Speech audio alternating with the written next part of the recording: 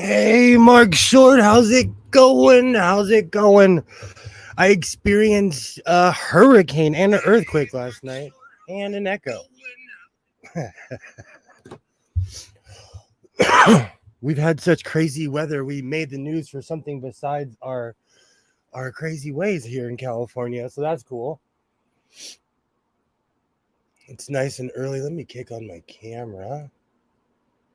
I always click on like 5 minutes early just to see if my mic's working and stuff. There we go. Awesome. Let me turn up my computer. To anyone watching this in the future, hello, I'm Godless Sewing, and welcome to the Godless Sewing channel. Tonight, I have all kinds of things I'm gonna sew and discuss, and all kinds of fun things. How's it going, Alibaba? Hello. Hi, Butterfly. Hello. So far, let's see how StreamYards lasts tonight. I had big trouble with it last time, so. But you know what? With everything that's been going on, StreamYard's not working is real hardcore first world problem, so I'm okay with that. Oh, man. But it has been crazy around here, and I'm going to go off about it later, but my poor pink tree definitely is a casualty of the hurricane. But that's all right. Hi, Alibaba, Butterfly. Hello. Does anyone know what the name of the hurricane was? I don't have it right on hand, but was it Hillary? It was something in that. The pink washed off. I actually have a picture. I'm going to show you guys a picture. The limbs snapped. I haven't even cut it yet. And the funny thing is, about an hour and a half ago, the sun came out. The sun was shining. It was like a beautiful day today. But for the past, it's Hillary. Okay. Oh, it's awful. But for the past 2 days, I found all kinds of leaks in my roof. I went in the crawl space. That was fun. Hurricane Hillary, it trashed this area. It's kind of crazy to think about it. When I was a kid in Mexico with my parents, I experienced a hurricane. I don't know what it was. What is it when you're in the eye of the storm? Is that a tornado? I don't know. No, tornado is different. I know that difference. But the thing is this was a completely different experience. And I was already kind of shaky because at like 1 or 2 in the afternoon, we had an earthquake. So I was already walking around Hurricane Godless Sewing. I was already walking around kind of on eggshells. And so when the rain hit, it was not my backyard. And the funny thing is, I have a stray cat who lives in my backyard. This morning, Odin came right out. Odin came right out and was like, I'm hungry. That was supposed to be a sad face. I do that all the time. I put the wrong face, the wrong expression on there. Do I have all my lights on? I can't tell when I have my cool guy sunglasses on, but I do have all my lights on. I have all kinds of projects I'm going to start today. I'm going to make another shirt, but it's early. It's extremely early. I was thinking the same thing, Alibaba. Maybe the tree can be saved.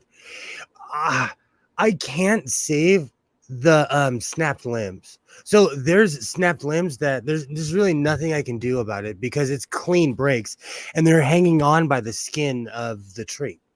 So depends on how. I'm wondering, I have to figure out what kind of tree it is. I have to figure out what kind of tree it is, but it's really sad.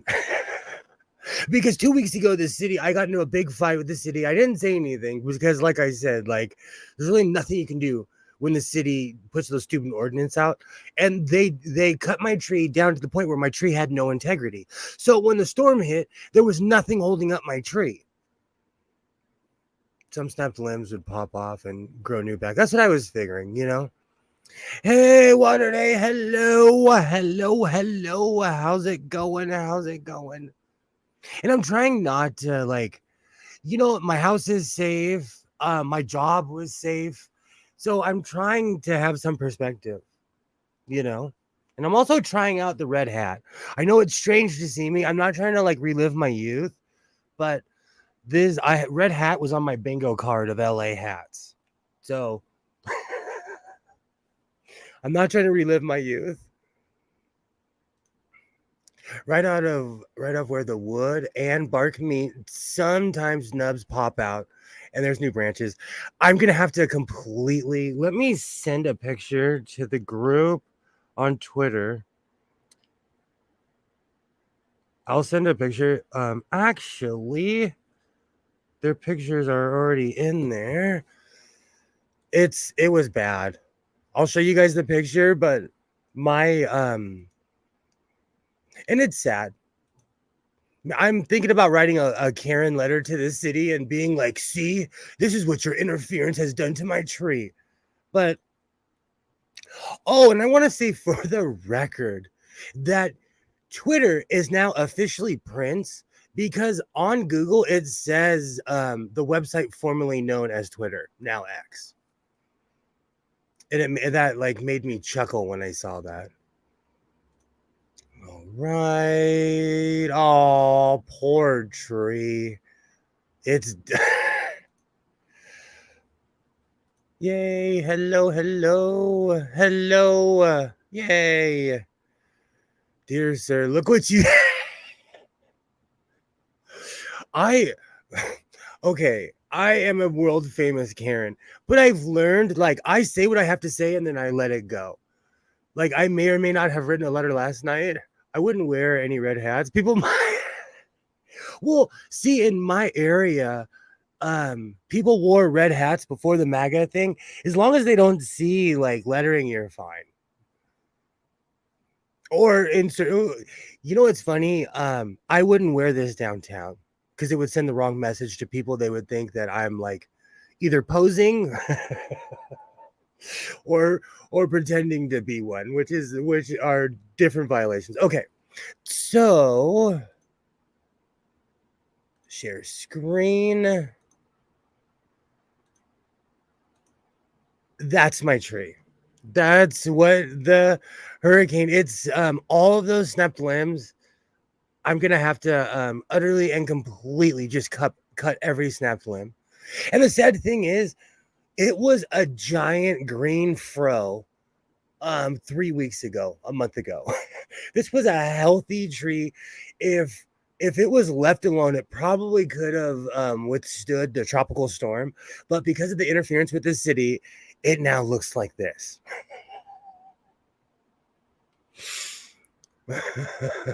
It's wrecked. It's done. There's nothing I can do. Tomorrow I'm going to go out and do something about it. I'm just going to come and cut along the entire side of the limbs. Sad guy. Sad guy.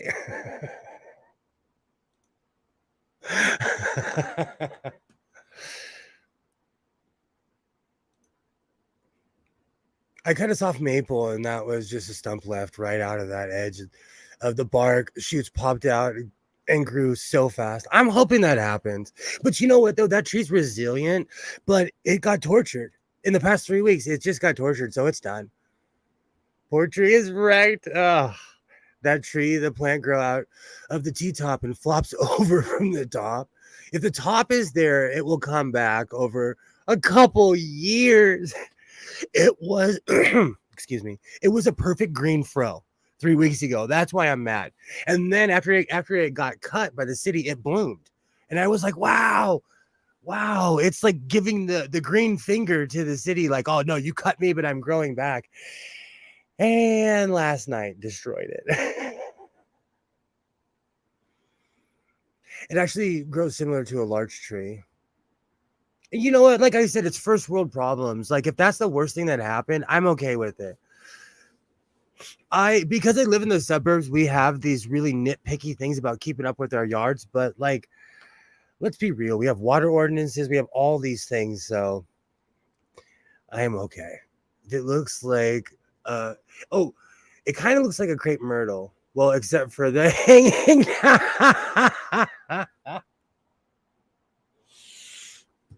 It is so sad. But that's okay. There I tried not to watch the news, but I watched a couple of news stories and there was people that got their whole house, the infrastructure completely came down. So in the long run, I'm doing great compared to most people. And this house has withstood 79 70 it was 79 84 89 94 like 6 or 7 major earthquakes and the one on Saturday too. That's why I had to go looking for leaks because my not only did my house get hit with a tropical storm, it also was shaken and stirred at the same time. So I had to check and make sure. Let me move all this stuff so I can start sewing. You know, yesterday was such a success. I'm going to make another shirt using my simplicity pattern. And if it's a complete failure, that's okay. You know, with everything that's been going on, I'm so glad that I went downtown before the storm and got all that fabric and everything.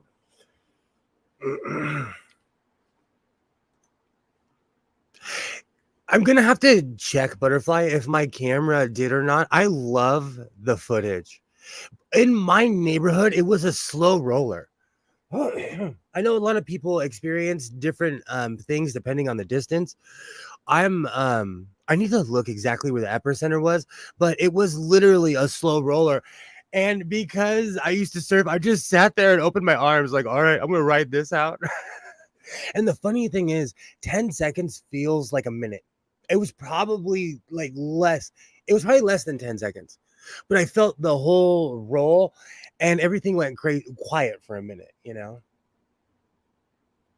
Shirts are easy to redo a panel or collar out cuff. Absolutely. I think that's why I've fallen in love with this pattern. It was very different from valley to valley. Absolutely. Absolutely. It's crazy to think. Like in 1994, the 94 earthquake destroyed Northridge, California. Like the Northridge I knew, everything I knew before literally fell to the ground. And my neighborhood, it was half destroyed. Epicenter was in SoCal, somewhere in near Whitewater. On the 10 highway, that's out in Welcome to Hotel California area, out in the middle of nowhere. If it's on the 10 and if it's on the 10 and I've never heard of it, that's like literally Hotel California. When you're driving and you're like, am I still in California? Every time I drove to Oregon, I figured out that from my front door to the border of Oregon, it takes 17 hours. And that and one trip I was in a Mitsubishi Montero, which was I was flying, and the other trip I was in a 1983 Ford Ranger, and it took me, well, one of the many trips, and it took me the exact same time. So California is endless in that way. The Northridge quake was scary. That one was life changing because I am prepared from that moment on. Desert Palms is down that way. Bob Hope, that's out in the middle of nowhere where people build castles because they can afford to. Palm Springs is that way too. You'll be driving and driving. I lived in Arizona when I was younger, and you're driving. You get out in the 10, and it's just endless. And then all of a sudden, Cabazon pops up, and then all of a sudden, it's Palm Springs. And the funny thing is, it's one exit, but if you go into that exit, it's a whole world of mansions back there. Whitewater is by where the old Wheel Inn used to be, the dinosaur restaurant. That's exactly where I was talking about. That's exactly where I was talking about. Do you know what? That's really funny. Every time I see it, it reminds me of Pee Wee Herman. Every time. Well, the giant dinosaur on the 10 freeway. Every time I see that, it reminds me of Pee Wee Herman. Oh, let me plug in my machine. Have me at Great Maps. Cabazon, they have really built that place up. They have outlet malls. It's the strangest thing. You're out in the middle of nowhere. There's all of a sudden this giant shopping mall out in the middle of on the 10 freeway. I should work for the tourism board. I sell that place so much. Between Vegas and going to Arizona, I think it's because they have great restaurants and a lot of like really good greasy spoon places along the way. We never even get minor earthquakes here. It's weird because there's a big extinct volcano a couple of hours north of here. Do you know Mount St. Helens went off in 82? I think it was 81 or something like that. You never know. That's crazy. Alibaba, they have really tasty peanut butter pie. Oh. My brother used to make this imitation Reese's Pieces. I'm sorry, Reese's peanut butter cups. They were better than the Reese's peanut butter cups. He would put the peanut butter down, melt it, put it in the freezer. I couldn't taste the difference. St. Helens was in 1982. When I see the pictures of that, I'm just, because I used to live in that area. So when I see those pictures, I'm like, holy cow. I've never had peanut butter pie. I have. That's why I should be like 5 times bigger than what I am. I'm actually a pie aficionado, and I'm a weirdo about cheesecake too. I've had that stinky Wisconsin cheesecake that Al Bundy joked about. I've had all kinds of cheesecake, and I've been to Wisconsin. That's why. They take cheese serious up there.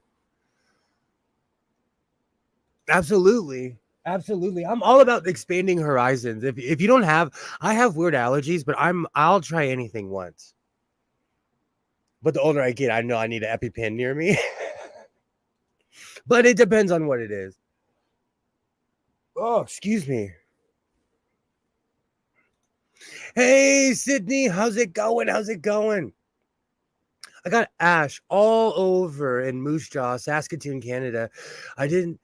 I don't mean a light dusting, 100% covered. That was crazy times. Hey, Sydney, how's it going? Hello. I need to put my hat back on. I promise I'm not going through a midlife crisis. I just I like the red hat. I saw someone that was a little bit older than me with almost the same look, and I'm like, ooh, do I look like him? Awesome. Hello. Yeah, it was crazy having a hurricane and an earthquake in the same day. I can't say I can't say that's ever happened to people before. And if you told me in my 2023 bingo card that it was going to be earthquake and what they're calling a hurricane in the same day, I would be shocked. I'm known intergalactically for my cheesecake. Butterfly, I am obsessed with cheesecake. I am like, when I was a kid, I was really picky. But I come from an era where you weren't allowed to be. So I like blueberry pie. I like everything. Maybe you're setting a trend. Then looking the same. Godless. There's a couple people I saw them putting commercials in their stuff. Good. If you want to steal my style and you can do it better, go right ahead, please. I'll mail you a vest and a hat and a pair of glasses. Yay. It was not a hurricane as it entered California. Tropical storm, not tropical depression, though. On the news, they're like, we survived a hurricane. We are officially the Los Angeles Hurricanes. Man, because I experienced a real one in Mexico when I was a kid, and it was the scariest thing on earth. To the point where we came out in the eye of the storm, and you could literally see daylight. Um, my parents were fearless. They took us out literally in the middle of a hurricane. It was 1980 something in Mexico, and that was like I thought that was going to be the end that night. And last night, it just was hooping and hollering and really loud. But to somebody, I could imagine a snowstorm there. Do you know it hailed in Compton and we called it snow? So in California, we really don't experience that. I twice in my life, I knew someone. I had a friend who had never been to the beach before. He lived in Compton, and for anyone who doesn't know California, you can smell the beach air from Compton, California. So I took him to the beach, and I had an ex-girlfriend who she had never seen snow before. So I just put her in my car and took her up the 5 freeway to the giant mountain that is Fraser Park in Southern California. I was there for that hurricane. It was truly scary in 1988. It seared in my brain. It seared. We were in Mexico when that happened. And we were in Baja when that happened. That was a real hurricane. You don't have to go out during the eye to get. Oh, you had to go out in the eye to get supplies. The hurricane came so quickly and unexpectedly that nobody was prepared. That was insane. And that's my scale, because even in 1988, that was seared in my skull forever. Like, this is a scary hurricane. It broke windows and everything. Last night, it just reminded me that my neighbor has a tin shed that he has not done anything about the door in like 10 years. So anytime it's windy, you hear the banging and banging and banging from his shed. And I'm just like, ah. And then today I heard him going through it and rescuing all the wet stuff. That is sad. It is. It's a bad spot to be in a hurricane. Yeah. That was a hurricane they compared to all other hurricanes for the next 30 years. Do you know, I was a kid. We went to Mexico every summer when I was a kid. My grandparents had a house. And so that was the one trip that stuck with me forever. Stronger on the peninsula, yeah. It's crazy. Do you know, weather is the most boring thing on earth until it almost rips your house down. No one cares about weather until you can fry an egg on the concrete, or your house is about to get blown away and you're going to meet the Wicked Witch of the West. No one cares. And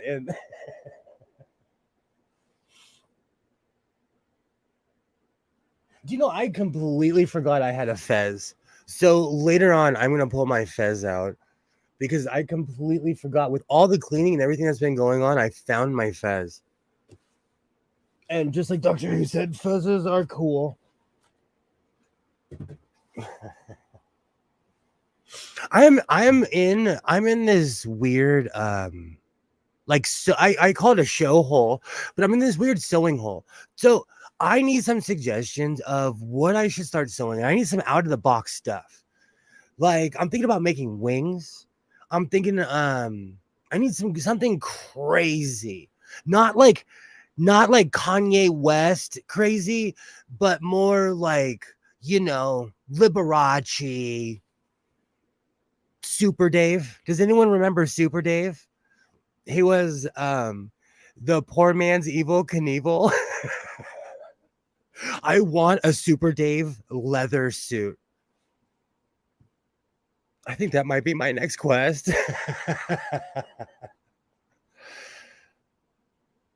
Ooh, I like that. I watch weather all the time. I find it interesting. I do as well. I do, because our weather channel has funky music. Fabric grocery bags, like, I actually need to start making more grocery bags, because in California you have to purchase your grocery bag. I have a ton of reusable bags. I rarely reuse them. I just drive them around is what I do. I should add them to my parachute that I'm not working on. Super Dave was here in America, Ollie, Super Dave was on every Saturday morning. So if you're of a certain age, you were fed Super Dave every Saturday morning. And he started off with these 15-minute skits and it kind of grew from there. Grocery bags for your fabric shopping. That's not a bad idea either. Because let's be real, we all know I'm going to go back. Not this weekend, but we all know I'm going to go back. I never remember to take bags with me to the store. Thank you, Butterfly. Thank you. I have a stack of them in my car. And I have good intentions, but we all know the saying, you know. I have good intentions, but it just depends. We got hailed the size of tennis balls once. I grabbed the dog and we hid under the table. It sounded like the roof was being hit with a sledgehammer. It's scary. It's scary. And that's another thing, because I live in the desert, I'm not used to weather. And I know that sounds pretentious, but I'm not used to rain, snow. Where I live, it's just hot. It's permanently like, no one's gonna feel sorry for me when I say this, but it's kind of always like 79 to 80 where I live. And you know, if not hotter. No one feels sorry for the guy who lives in paradise. Super Dave started on Bizarre program. Super Dave was awesome. What about some nice bedding? Well, I was thinking about a giant pillow that I'm sitting on now because I want to sit a little bit higher, because that's the one thing I miss about an office chair is that it forces me to sit properly. I get real slouchy when I'm sitting in my Golden Girl chair. I get real slouchy. So I was thinking about a giant pillow. I forget my bag sometimes. It's a trope, and I'm the guy that cliche says it to the checker, and they're like, "Oh, you think you're original saying that?" Like, but it's true. And then I keep on buying bags at the store, and then I just have an army of grocery bags and intentions. But you know, I have intentions to use my grocery bags. All right, let me move my coffee cup, and we'll start sewing the top of the shirt. Oh, right. We'll get to holidays in a minute. I've been hit a couple times. Ice tray size hail in the back. It hurt. Golf ball is over twice the size. Man, that would really hurt and bruise bad. I got hit in the face with a snowball and got a black eye. My high school thought it was ingenious to dump a bunch of snow in the middle of the quad. And they were like, oh, we're going to have a snowman building contest. Literally, the kids got in a big circle and we ended up just throwing snowballs at each other. Ooh, changeable covers. I like that. I like that. We had hail in Texas once that drove it so 4 inches in the ground. It's sounding like artillery. That is freaky. See, that's what I'm saying. As a desert dweller, like I don't see stuff like that. It's pretty much rains a little bit and then it's hot all the time. Chair covering all day. That sounds like fun. That actually sounds like something I need to hone my skills on too, because I need to work on cording. I want to add like frilly stuff. I'm gonna make the most frilly pillow to sit on. It's gonna be Gala Sewing and the royal pillow. He could put some sewing machine antiques on it with patches of. That sounds painful. It does. It does. The snow got spread all over the whole yard. Yikes. Yikes. Do you know what's really funny? I love snow up until like it's around for like anytime after 2 or 3 days. Excuse me. It's beautiful when it falls and you're like walking through the city and the sound's dampened. Snow is beautiful, but a week later, it's the most awful thing on planet Earth. All right, let's see if I can sew with my coffee right here and not spill. This is an art form. Let's see if I can do it.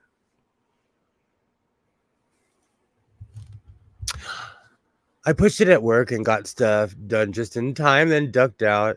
Do you know what? I came up today in my truck thinking there was going to be massive damage, but I just got to go whomping in the mud. Really is what it was. I like the chair cover idea. Could reflect mood or seasons. I like that as well. I have these cheesy plates that I pull out depending on what season it is. I like that. After the big hail here, I went out back checking everything, and there was a kangaroo lying on the ground, all messed up. It clearly had busted ribs and was covered in blood. That's unreal. That's unreal. See, like that kind of hail, that's unreal. I wouldn't know what to do. I would not know what to do. What did you do, Mark? Is there like someone you could call and be like, "Hey, this kangaroo is injured"? That's crazy. All right. Oh, there goes my charger. Hail is no joke. Hail is no joke. That's awful. Speaking of which, if anyone wants an update, you'll notice it because I'm pointing it out, but I have you can see that nice fat swollen piece from getting hit by the bagpipe. I feel it every time I laugh or crinkle my face, which is every other moment. But you can see the difference. Like I have a ridge here and I do not have one here unless I do that. But I got whacked by my bagpipe. Bagpipes are heavy. It's been a couple days. I didn't even think about it. But whenever I'm in the shower or something, or like I brush up against it, I feel it. But I hurt myself on stream. Yeah, you can see the. I'm a Klingon though, and Klingons have ridges. That was a crack on the head for sure. Oh, there goes the first semester of college. There used to be a running joke at my job where every time someone got injured, we're like, "Oh, they forgot high school," or "Oh, there goes the first semester of college." It's funny, not funny, because people do get seriously injured. All right. Should I wing it and hope there's just enough thread in my bobbin? Pirate sewing, huh? I'm going to wing it. I'm going to wing it live on YouTube and see how much deadly bag. I can be in the bagpipe commercial. Have you been injured by your bagpipes? Please call Sewing and Brother. No, it's a working title. It's a working title. Sewing and Sons. We'll represent you. I heard that hit and just cringed. The eyebrow ridge is always like just sitting here feeling it, just talking about it. When you get hit on certain extremity, like on certain points, it hurts even more. And that was a real conk to the head. Scottish Secret Service disguised as pipers. I actually just watched a documentary this afternoon about World War II spies, how they had hundreds of thousands of people, just normal citizens. They were like, we need you to do this one thing. It was actually really intricate and awesome. Alibaba is, I can hear that from Canada. I can literally hear that all the way from Canada.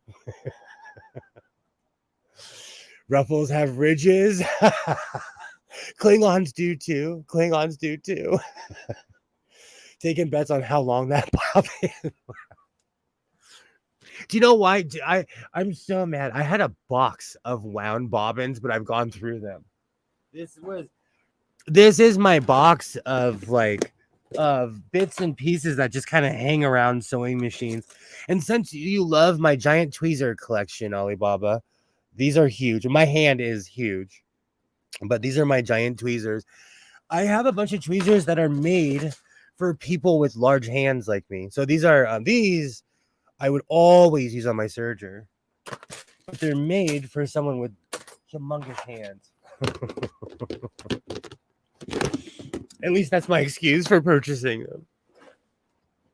All right. I have Homeboys in Outer Space theme song stuck in my head. It got up to when it scene and It got up when it seen me and hopped away. I would have shot it, but I did but I didn't but I didn't take a rifle. When we got brush fires, I normally carry a rifle, but put down all the badly burnt animals. Do you know what, Mark? We do the same thing here. We do the same thing here. At least we can legally do it after the fires.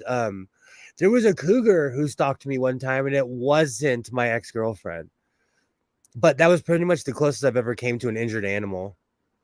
If you look at mace weapons, and they sort of and they sort of look like spindle design of the pipes. They man, that was a mace. That thing took me straight to it. I love giant tweezers. I like them because it makes it easier to grab things. Little tweezers are not made for someone with my hands are like they're large, but they're just like standard large glove size. Where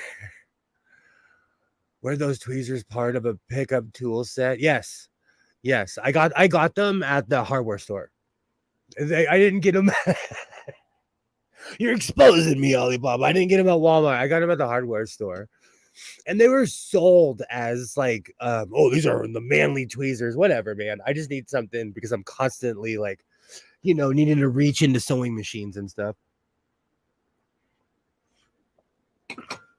And I'm thinking about going back and bringing quite a few sewing machines back to life because I have a white that's just sitting in pieces that I have much more know-how now, so I can put it back together. I was thinking about pulling out my dressmaker again because that thing is a beast. I used to do leather work with my dressmaker and never had a problem. All right.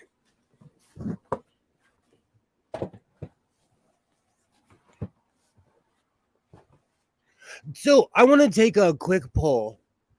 I'm in my 40s, okay? And be brutally honest. Is this the sign of a sad, old, desperate man trying to be young right here? Because I used to always wear my hat backward, but Fred Durst ruined it for my entire generation.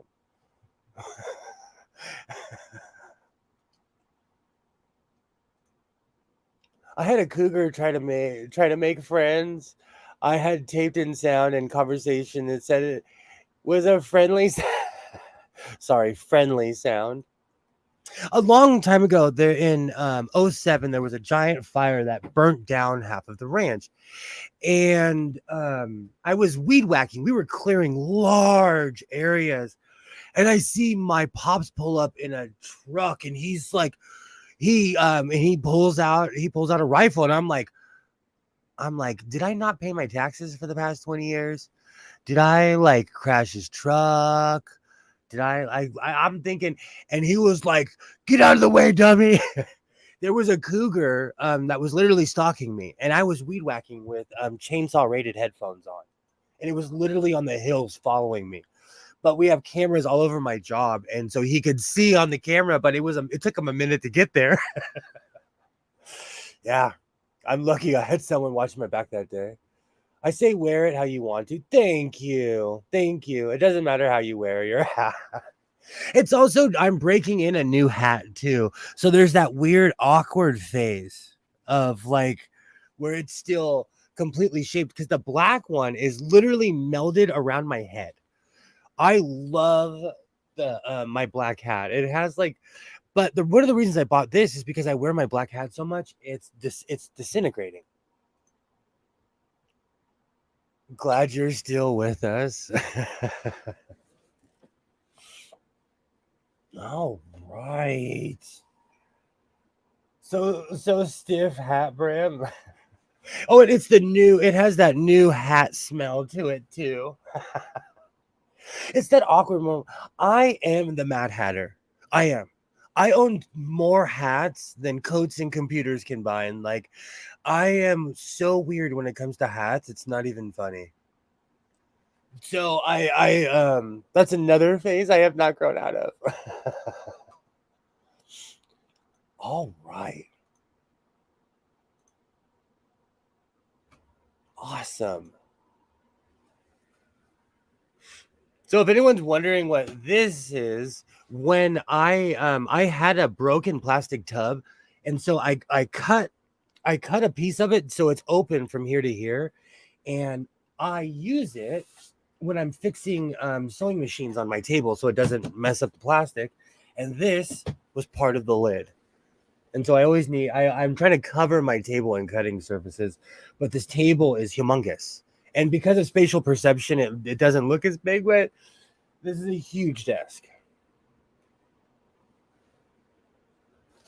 I haven't cleaned my sewing machine lately, so this is going to be interesting to see what happens. I'm one of those people where I'm like, okay, I'm going to make something in blue, and now I'm going to make this in red. And I lined this with itself. So $10. Oh, that one bit me. Oh, that one bit me. So $10 says that I'm going to sew one of these on the wrong side. So this one's going to be Adventures in Sewing today. I've been shown some very nice handmade sew type hats last week. Some nice work. I want to get into that. That's why I want to become really chummy with that guy that had all the lining at that store. Because I had all kinds of ideas. He has every kind of from silk, fake silk, lining, everything you could possibly think of. No, but at my job, we have I want to say it's like a probably like a 20-foot desk. It's Bruce Wayne's table is what I call it. I'll take a picture of it. It's huge. It's in the conference room. It is the conference room. That table is so huge. I bet that was a fabulous to see. Absolutely. Absolutely. Double check.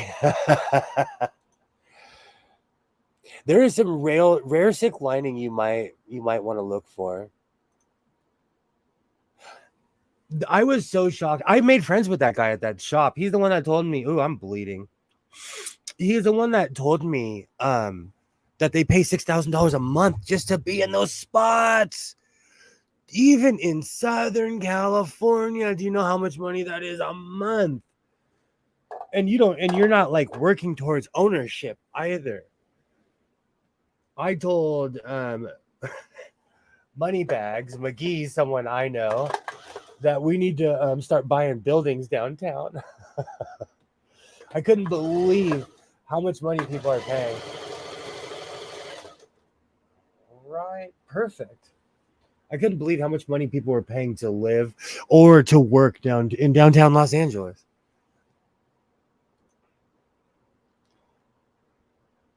We've got sewing bingo, low bobbin, finger pricks, sewing things backward.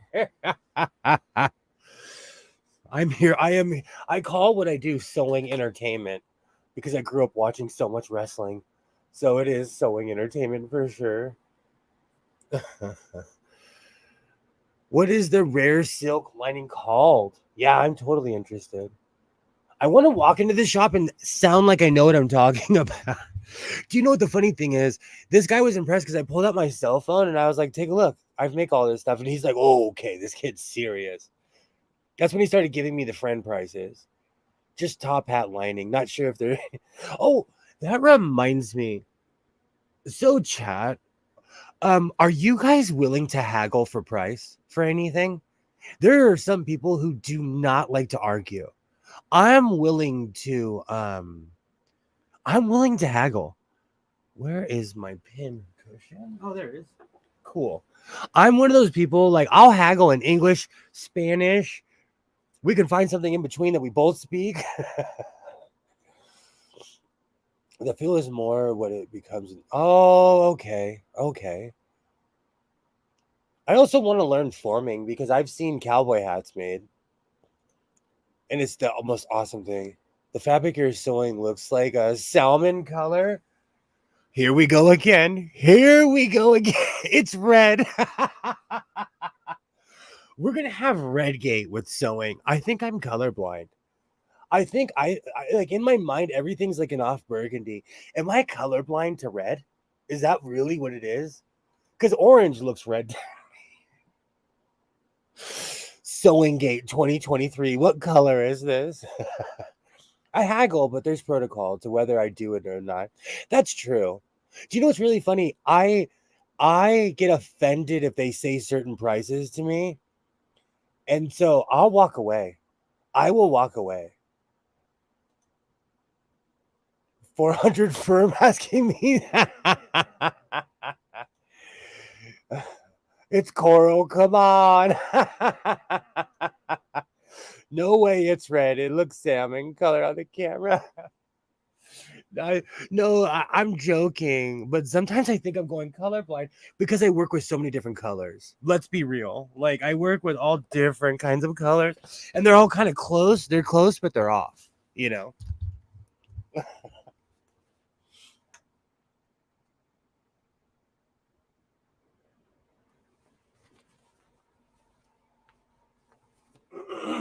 Sorry. It really depends. That's like even recently when I purchased the yellow, I was like, I hope no one calls this mustard. I hope no one calls this mustard. It's yellow. Because there is a difference between mustard yellow and yellow. But color is an interpretation to the person who's standing there, you know? I have a truck. Some people call it navy blue and other people call it TARDIS blue. It just depends on who's looking at it.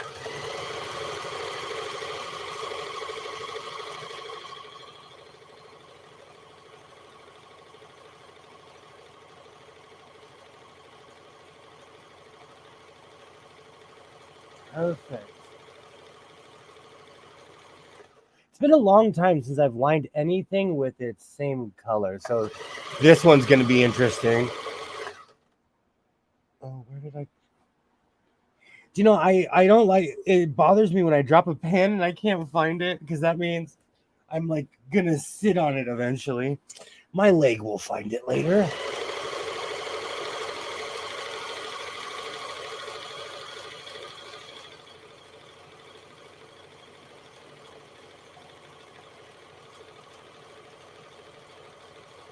So far, we're pin free after yesterday's debacle. Let me check the chat. I learned that in NYC at Mood. You're supposed to haggle. Dang, this Texas girl don't like to do that.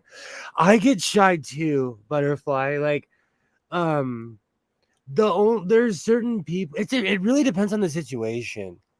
And also, now that I know the price of everything, like when I feel someone's trying to rip me off, I walk away. I'm just like, oh, like goodbye. I called it mustard. That's okay. We're all having fun, and here it goes, the bobbin thread. I know this is a suspense movie. This is like a thriller tonight. When will Godless Sewings bobbin? When will Godless Sewings bobbin? Oh, not paying attention, trying to be a show off. Oh, that's close. But it works. When will Godless Sewings bobbin run out? Stay tuned here.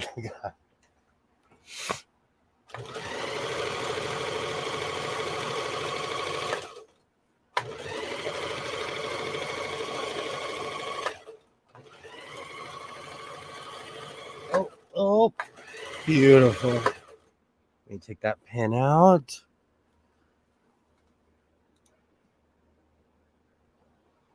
You'll find it as soon as you take off your shoes. I have the worst luck. I compulsively vacuum in here though. I'm really weird about like hygiene and cleaning in general. So like I am constantly looking at my tennis ball green shag carpet. I'm on the edge of my seat. This is a suspense movie. I have a super thin tool to draw threads through cloth. I need something better like that. That's one thing about this machine. It's really good at letting you know when it runs out. People are like 50-50 with baby lock machines. I like this machine, and it's powerful too. It reminds me of my Husqvarna Viking. trying to remember how much thread was in this bobbin. This is a...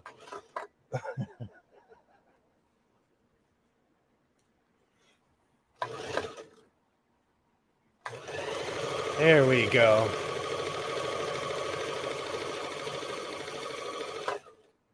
Pull the pen.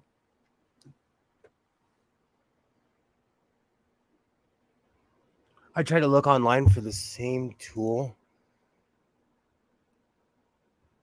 Do you know, my grandmother fashioned a bunch of weird tools. There were things that she made, and I'm like, I don't know what this is, but it just has a handle with a bunch of masking tape on it. And where is it? I'll find it. I actually made my own as well to keep fabric down.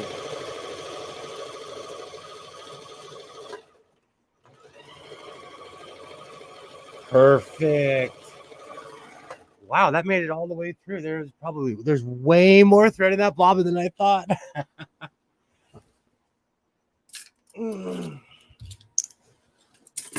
And so no one feels left out. Yes, I still have my giant tweezers. These are perfect for especially for someone who refuses to wear their glasses like myself. These are perfect. Things rarely go missing around that. All right, I think I can move my glasses. Perfect. Let's check on the chat.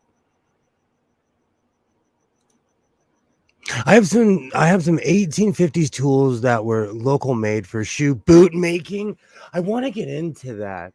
I really want to get into that more for the reason than like every time I buy a pair of boots, they're like they go at like $200, 150, $200. But I would always recommend to get a good pair of boots because my boots last forever. Even my Wolverines, I bought Wolverines 6 years ago and I still wear them. I wore them today. Perfect.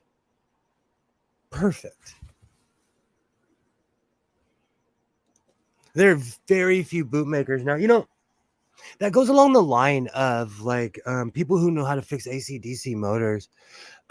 They just don't exist anymore. These kids have no idea how to work on an AC motor or anything like that. And I walk up literally listening to Bob Martin. They're like, how did this guy get his certs? How did this guy get his certifications? So when you like own the skill that no one else does, you are literally a wanted human. I need to get it some cobbler tools.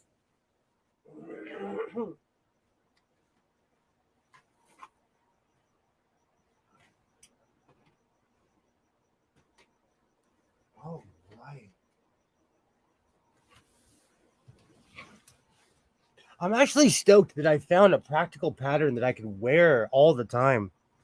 And it fits my crazy style. Excuse me. So I'm completely stoked at it. And it fits too. That's the important part. And I always say, like, I started making my own clothes because I'm odd bodied. I have an extremely long torso, and so it helps when the patterns are oblonged as well.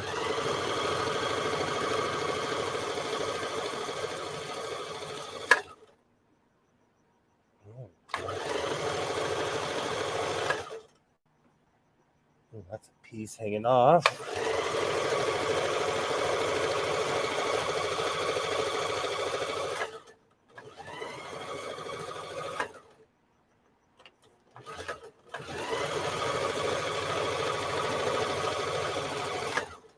Perfect.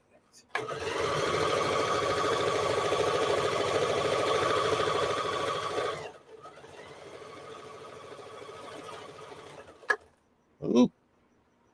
Not today, Pin. Not today.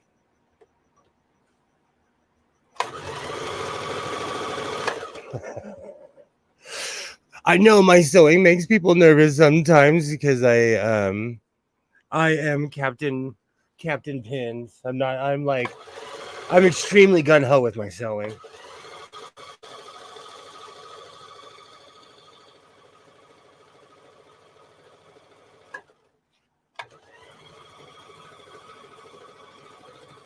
There we go.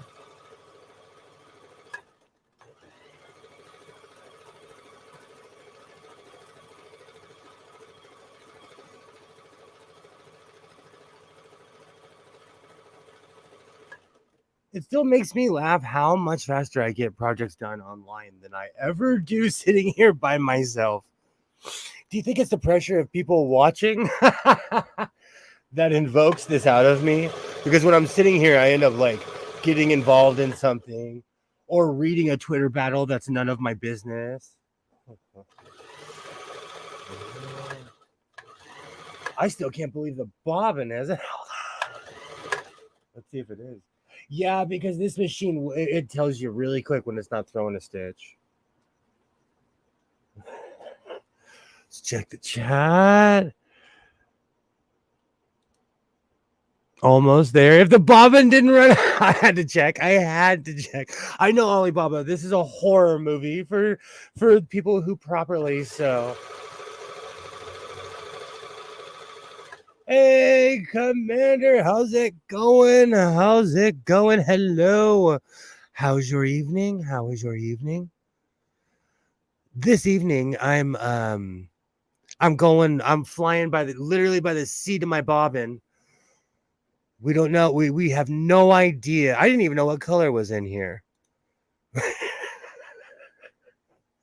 This is a tense moment at the House of Sewing. Hey, Commander, hello. You're killing me. How you round the edges. My my home ec teacher is turning over.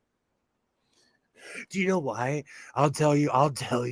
I've learned in the long run, you can always fix it in the end. I pinned them so see, you caught one of the corners I cut. When I put them together, I literally pin the pieces that are loose together and I sew that. Butterfly, you have a good eye, Butterfly. It's pirate sewing here in the House of Sewing.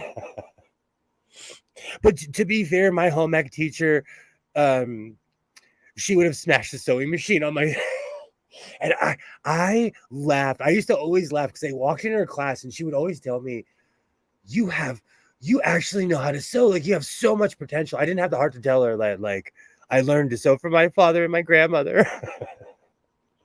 Yay. Hello, Commander. Yay. Awesome. It's true, though. I say that all the time. Like, I used to say that all the time. Like, to most sewists, like, they're like, God, I am the young Frankenstein of sewing. Put it on the Ritz.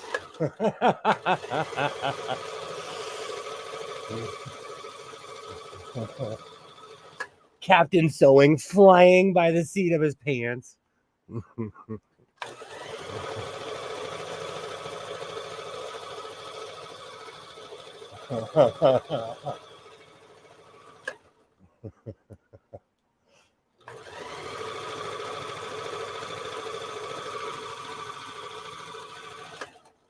Perfect.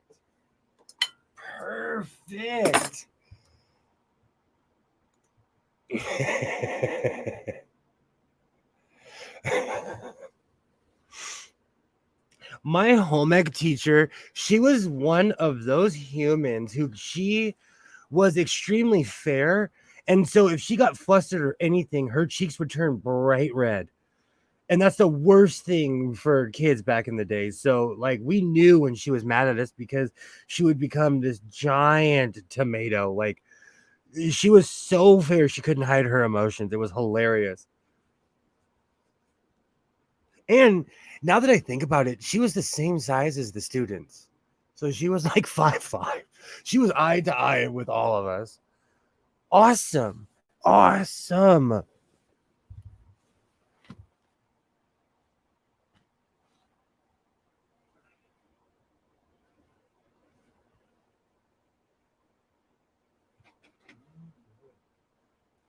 right. So now I'm going to sew the arms. Awesome.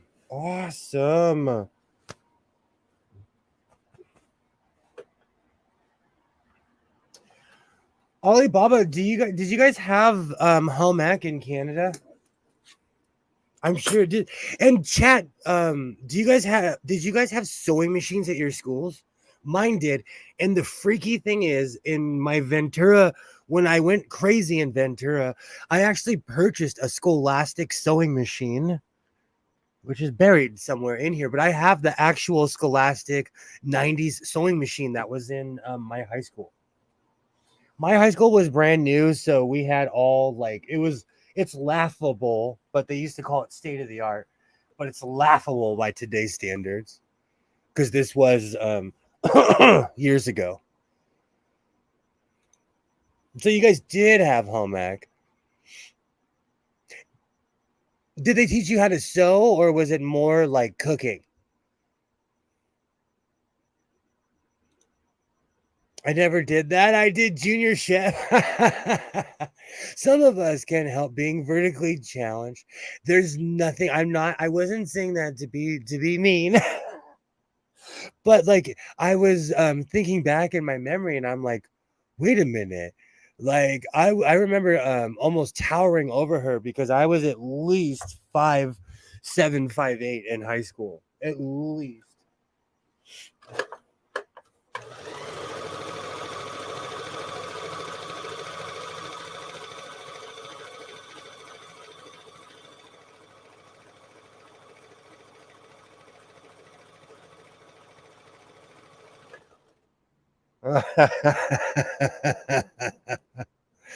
I get it. I get it. Yes, that's where I really learned how to sew. I also thought the zigzag stitch was amazing. Me too, to the point where I used it so much till where I didn't have confidence in the straight stitch. The cooking was the chef one. Home ec was more sewing and other stuff. Some basic dishes. Yeah, we made like baked Alaska. We made like baked Alaska, but like we made shorts and shirts and stuff. Really rudimentary patterns, like literally 3 pieces. Home ec was compulsory for year 7 and 8 here. Wow, they didn't get us until we were a little bit older. The chef course was all food. That's awesome. Believe it or not, I was on the football team and they would have these huge spreads. So I missed the football buffets that they would have.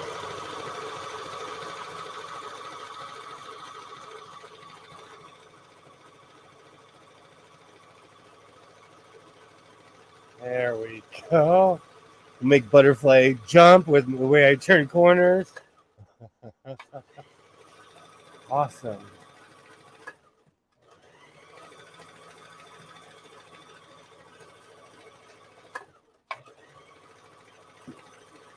Oh,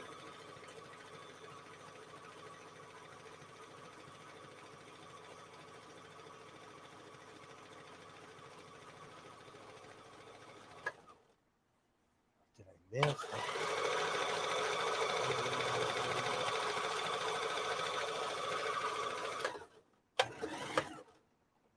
All right.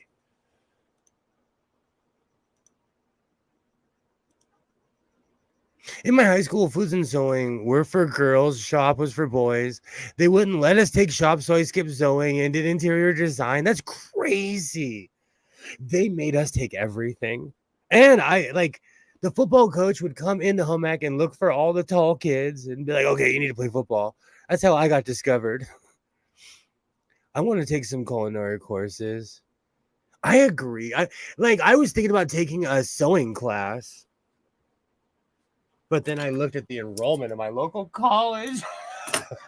I'll go to the other college on the other side of the hill. For the prices they wanted at my local college, I was hoping that course came with a sewing machine. But I am definitely going to take some sort of sewing class within the next year.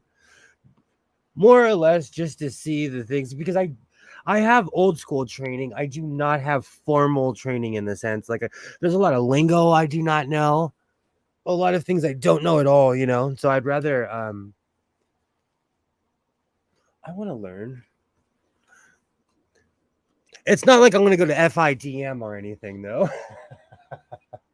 I looked that up and they will take someone my age though. It's all about money. But I've had I've only known one person to ever go to fashion school and actually be successful. It's my neighbor's daughter.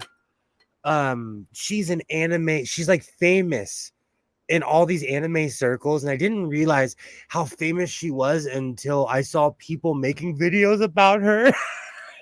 And I'm like, oh, like she's actually like famous in this circle of people. But she's like, she makes hardcore anime costumes. Laugh out, you're looking for a course. They have a sewing machine there. Well, I'm bougie. I would show up with mine. Just bring one of your many. You know what? I have all kinds of tools. They're all portable. If you can lift it up, they're all portable. I'll bring my. There's one Kenmore I have.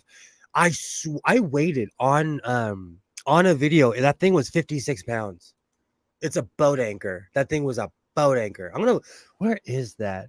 It's a solid steel Kenmore. It looks like a Romulan warship. They didn't have the sexism problems at my high school. Anyone could do any class. It was the same at my class, and in my era, people were really weird about that. But like, they made us take these courses. Shop stuck with me forever though, because they taught me how to do an oil change. Even though I was changing oil on tractors and stuff before that, a different one each week. I could do that for like an entire year. Hey. Hey. Oh, are my speakers on? Oh. Yeah, they are. Okay. I don't know. Yeah. I'm like, human got called to their friends. I had some gathering. I like was like trying to sew in my half asleep, and I put the needle through my finger yesterday, so that was a first, and hopefully a last. It wakes you up so much when you get stabbed by your own needle. Yeah, I was like, wow, please don't bleed on my fabric. Hey, Ellie. Hey, everybody. That's what happened earlier. I was like, I did the gross thing on stream where I sucked my finger, and I'm like, I hope people don't judge me. Right. Let's see here. Do I have a camera that wants to? Yay! Hi, Phoenix. No, can you go to my other camera? Oh, Waternay. I was at a private high school in the 80s. It was a little old traditions hold out and a little uptight. I know. Okay, Loki, I'm trying to get ready. Oh, I was just talking to Loki because he wants snackies. I grew up in a church that had and it still has a full elementary school, junior high, and high school. So they were really traditional, but my high school wasn't like that. All right, yay! Can see you now. Oh, and for all concerned, Odin, I saw Odin this morning after the hurricane. Oh, good. Oh, yeah, there is no self-surgical stitch. Yeah. I prefer if I'm going to put sutures in to use a nice curved needle and preferably to have some lidocaine first. You know what, though? I knew someone who was a dental surgeon who saved my face when I hurt myself at my job. I kicked a 2x2 by 2x8.5, and I cracked my face open, and she used invisible stitches. Mm-hmm. And still to this day, I don't even have a scar. Well, I have a scar, but like she saved my face. She saved my face. Yay, I'll take a quick break because I'm literally almost done with this shirt. Okay. Oh, I forgot I was still wearing the red hat. Surgical sewing machines. Ooh. Oh, I look like maybe I should have left the camera off. We're like coming in like hot trash tonight. I have seen, well, when you say surgical sewing machines, like I used to watch the Surgery Channel in the 90s. Are you talking about those hand stitchers that they use to close people up? Those are actually really interesting. Well, some of them are just like staple guns. Oh, that makes me jump. And all this whole conversation is reminding me that I haven't done something. I need to take a picture of it again Hey, because butterfly. yay! Ooh, oh, makes sews beans back together. That is an important thing. Oh, I don't know why I tried to take a picture of Mercury with an iPhone. It was a blurry picture of dots in the moon. Yeah, you got at least got to use the night mode setting. Well, I have a my Nikon actually takes great pictures, and I have a filter, but it's just hooking it all up. Right. I had to remind myself what I was looking for. Okay. Yay! Oh, that's so weird. He makes all of the medical types. Hey, Broomhilda is up and Yes, playing she for came this. out to play for. I know, because I just love the way she gathers. Just have so much more control than on Bloody Go. So just remember here at the God of Selling channel, this program is intended for entertainment purposes only, and this content is not intended to malign any religion, race, company, individual, or wigs. All opinions expressed by Godless Sewing and program participants are solely their personal views and do not reflect every human being on planet Earth.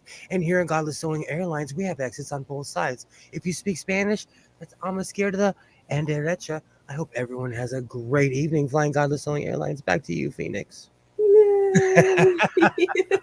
For a good picture, you have to have a nice setup telescope on the lens. Yeah, I have a fancy telephoto lens, but I don't usually shoot stuff that's far away. I keep thinking of either like a 50 millimeter fixed or a macro lens. But I have some really hardcore professional equipment, and I thought I was hot cheese until I went to Central Market in LA, and it's like the parking lot is butt up to one of many CBS studios, and there was a mhm. paparazzi in the parking lot. A friend of mine was like, "What is he? Is he getting a weapon out of his car?" Because he just kept on going like this. He was just putting Oh all the no, he's putting lenses. on camera lenses. Yeah. And we sat there and watched him for a minute. Was like, what is this guy doing? He pulled out the biggest freaking camera I've ever seen, and I'm like, oh, I'm a rookie. I'm a Yeah, rookie compared to this guy. Like, and he was taking shots of the CPS set because he's a paparazzi and they're vultures. yeah. Well, I mean, some of those cameras. I mean, the bodies are like 10,000, and the lenses are like 30 or 40. Because the body's the cheap part of a camera. It's the lenses. That's the money business. I own four Nikon D4s, three cool pics. Each of my D4s are still worth $1,000, and they're like grandfathers. They're like up to the D1000 by now, you know.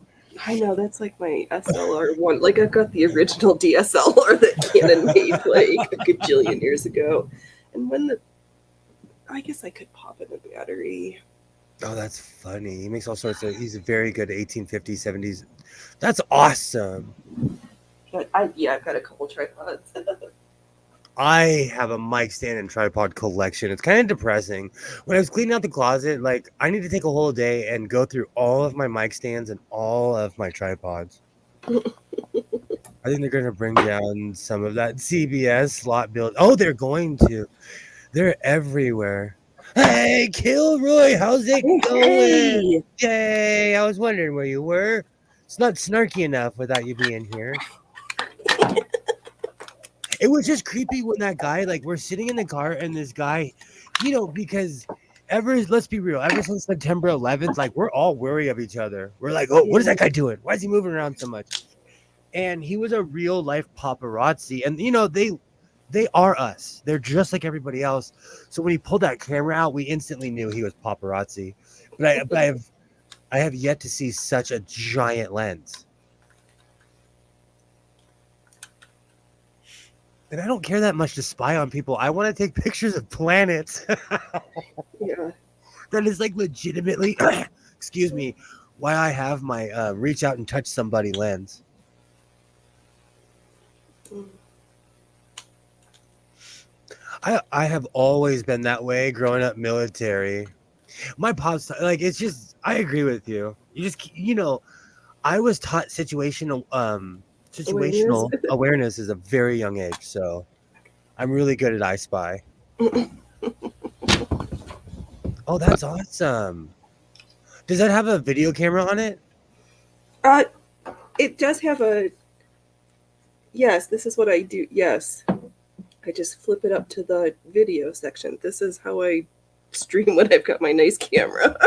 You're Oh, I just didn't seeing the know that. back end. So let's see if I can, now that I've That's got a real awesome. battery and I've got the case closed. Let's see here. Where's the end that goes in? Because this angle is making me like, I don't love this angle right now. I just don't understand creeping on people like that.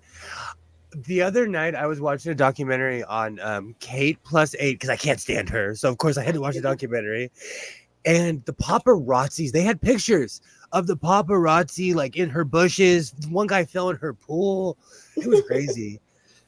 I figured out I got sick so far for the past couple of days. I've been sleeping or half awake. I'm so sorry, Kilroy.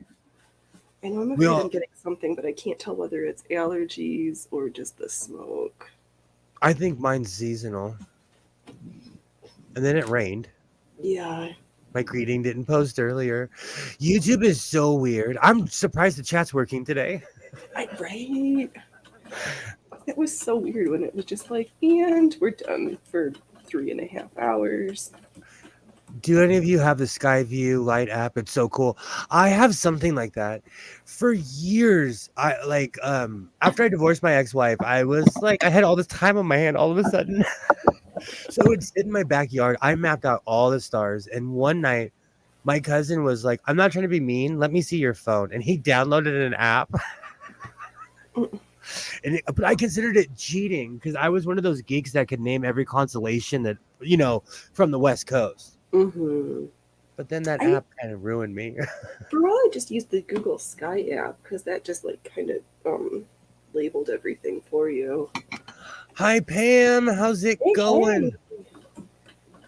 I know, butterfly. It's awful when people get sick. I because of my health issues, I get sick every time the weather changes. So let's see how it goes. Hi Pam. Oh, where's Last my night camera? I forgot which lens to which eye to look into. last night was crazy. It was crazy. Yeah. And my neighbor, I hope he really does something about his shed. For over like 10 years, if not longer, he has one of those tin sheds. And when it gets windy, the shed catches the wind and just goes back and forth and hits just clack, clack, clack, clack, clack. And last night it sounded like it was gonna fly. Right. Yeah. We're not in Kansas anymore. And then today, because the sun came out and we were all assessing damage, and I opened up the side door here and I could hear him like trudging through his shed because it was flooded. Oh. Yay! Hello. Decor or science?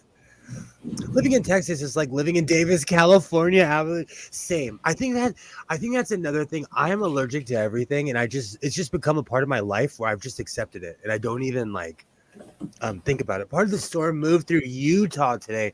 It's massive. It's absolutely massive. Yay! Hi, Alibaba. It's just unreal because I'm so used to desert weather. I'm not used to the we're having unseasonable conditions. Just Yeah, it's absolutely. raining. It's August. What's happening? I'm trying not to be that whiny southern. This is a West Coast problem, though. It is. This is an us problem, not an everybody problem. Give that man a bungee. Okay, so and we are on speaking terms. We're friends, and he's odd too. So I love him because he's really industrious. Like he built a tiny home, and one of my neighbors ratted on him. And they called the city on them because you're not allowed to have it. We have weird RV laws because they're anti-homeless in my town. And so like we're very much alike. Let's just put it that way. But he's like 15, 20 years older than me. he has a his daughter has Asperger's. He's a good guy, but that shed drives me mentally insane. And Isaiah was like, burned. Thank you, Kilroy. You're saying, but I can't even say it out loud. It's just for insurance purposes. Yeah, that's Butterfly's got you covered. Good idea, Waterdeep. Bad idea, Kilroy. My insurance company would be like, "You said what on a live stream?" But I heard him trudging through it today, and I'm like, in my head, because all this stuff fell. See, I'm doing it again. All this stuff fell over there. Like my speaker fell, and I'm like screaming. I'm like, Isaiah, come! I had a trash-a-lanche in here today. Oh no! Total trash-a-lanche. So I bet he was laughing at me. But then when he opened his shed, I heard the, oh, holy cow! Like, and you could hear him sloshing through his shed. Because rain goes sideways as well. Mm-hmm. Oh, good times.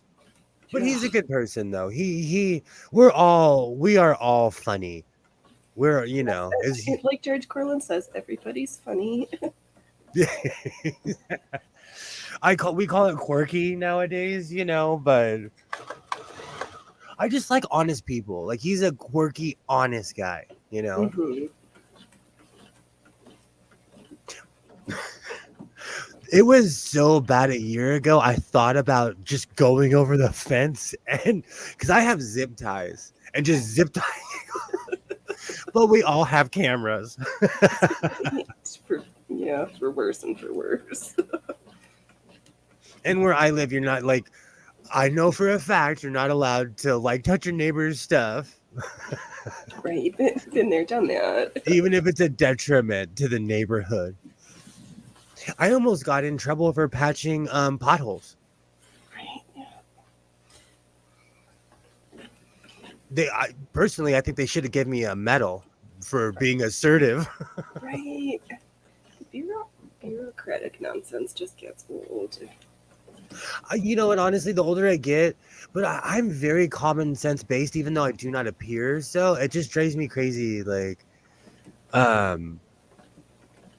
the whole shed. Like, okay, like instead of like having to go through 15 channels, I should be able to scream over the fence, like, "Hey, buddy, do something about your shed door, guy." Well, you used to, but then government was like, no, we need to go through these channels. Go get a backhoe from the job. Oh, killer! I don't know if that's any better. I do have a Bobcat. It's a baby tractor. I could take it through the side, through this. It's just big enough to fit through. It's just big enough to fit through the side gate. I do have a Bobcat. Those are kindergarten rules. Don't touch people's stuff. Do you know what's so funny, Waterne? We have to remind people of this. I think about that all the time in society. Like, someone will say something, and I'm like, wait a minute. That's what I teach my child. Well, yeah, somebody needs to tell those people to stop 5-finger discounting everywhere.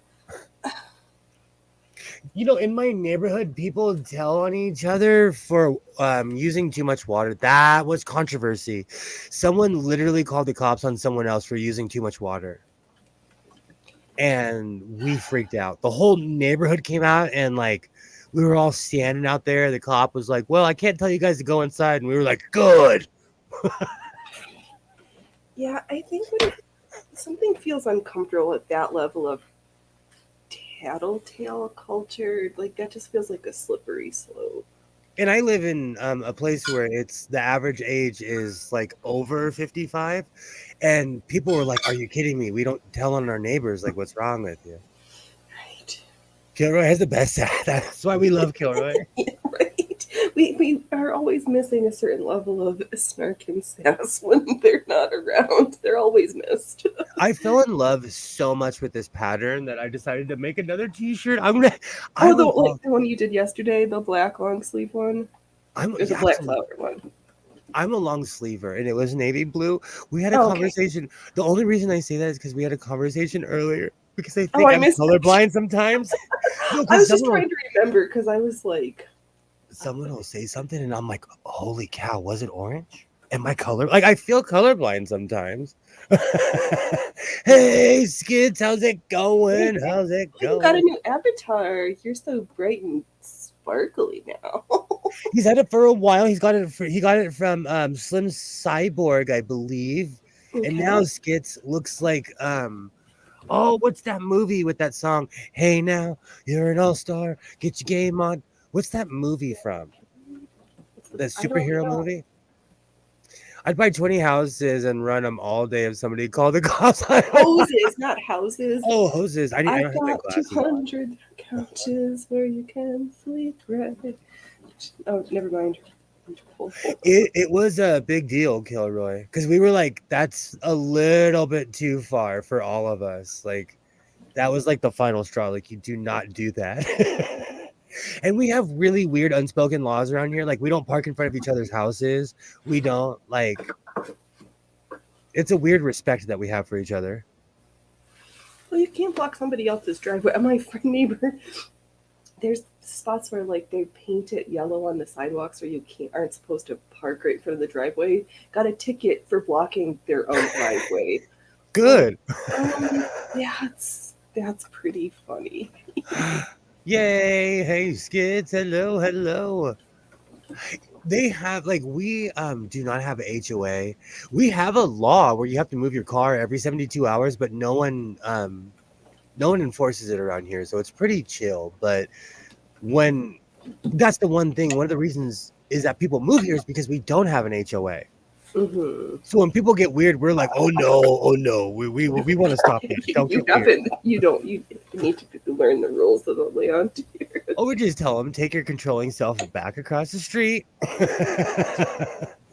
No, they do enforce the no parking around here though, because folks will just like abandon their cars, or they'll be like tweakers who are just like sleeping in their cars. And We don't trip about that, Kilroy. Like if someone's having a party and they all park in front of our houses, that's not a worry. It's because some people park like I have a neighbor who's a nurse and she is in carpool. When they park their car, the car's there for 2 days. Because they're gone on these insane shifts. Hey JL, how's it going? How's it going? Good evening. Good evening. Awesome. Awesome. But it's weird. It just depends on where you live. Parking is a weird premium here, you know? mm-hmm. Every time I hear that, it reminds me I'm paying for that website.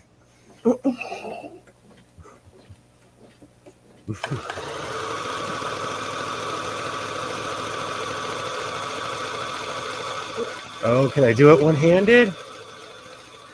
Oh, can I do it one-handed? Oh, All right, we just turned a corner. kind of. I would. This is like straight pirate sewing. I'm not. I've got like miles of, actually not miles, yards of pumpkin moray to gather here.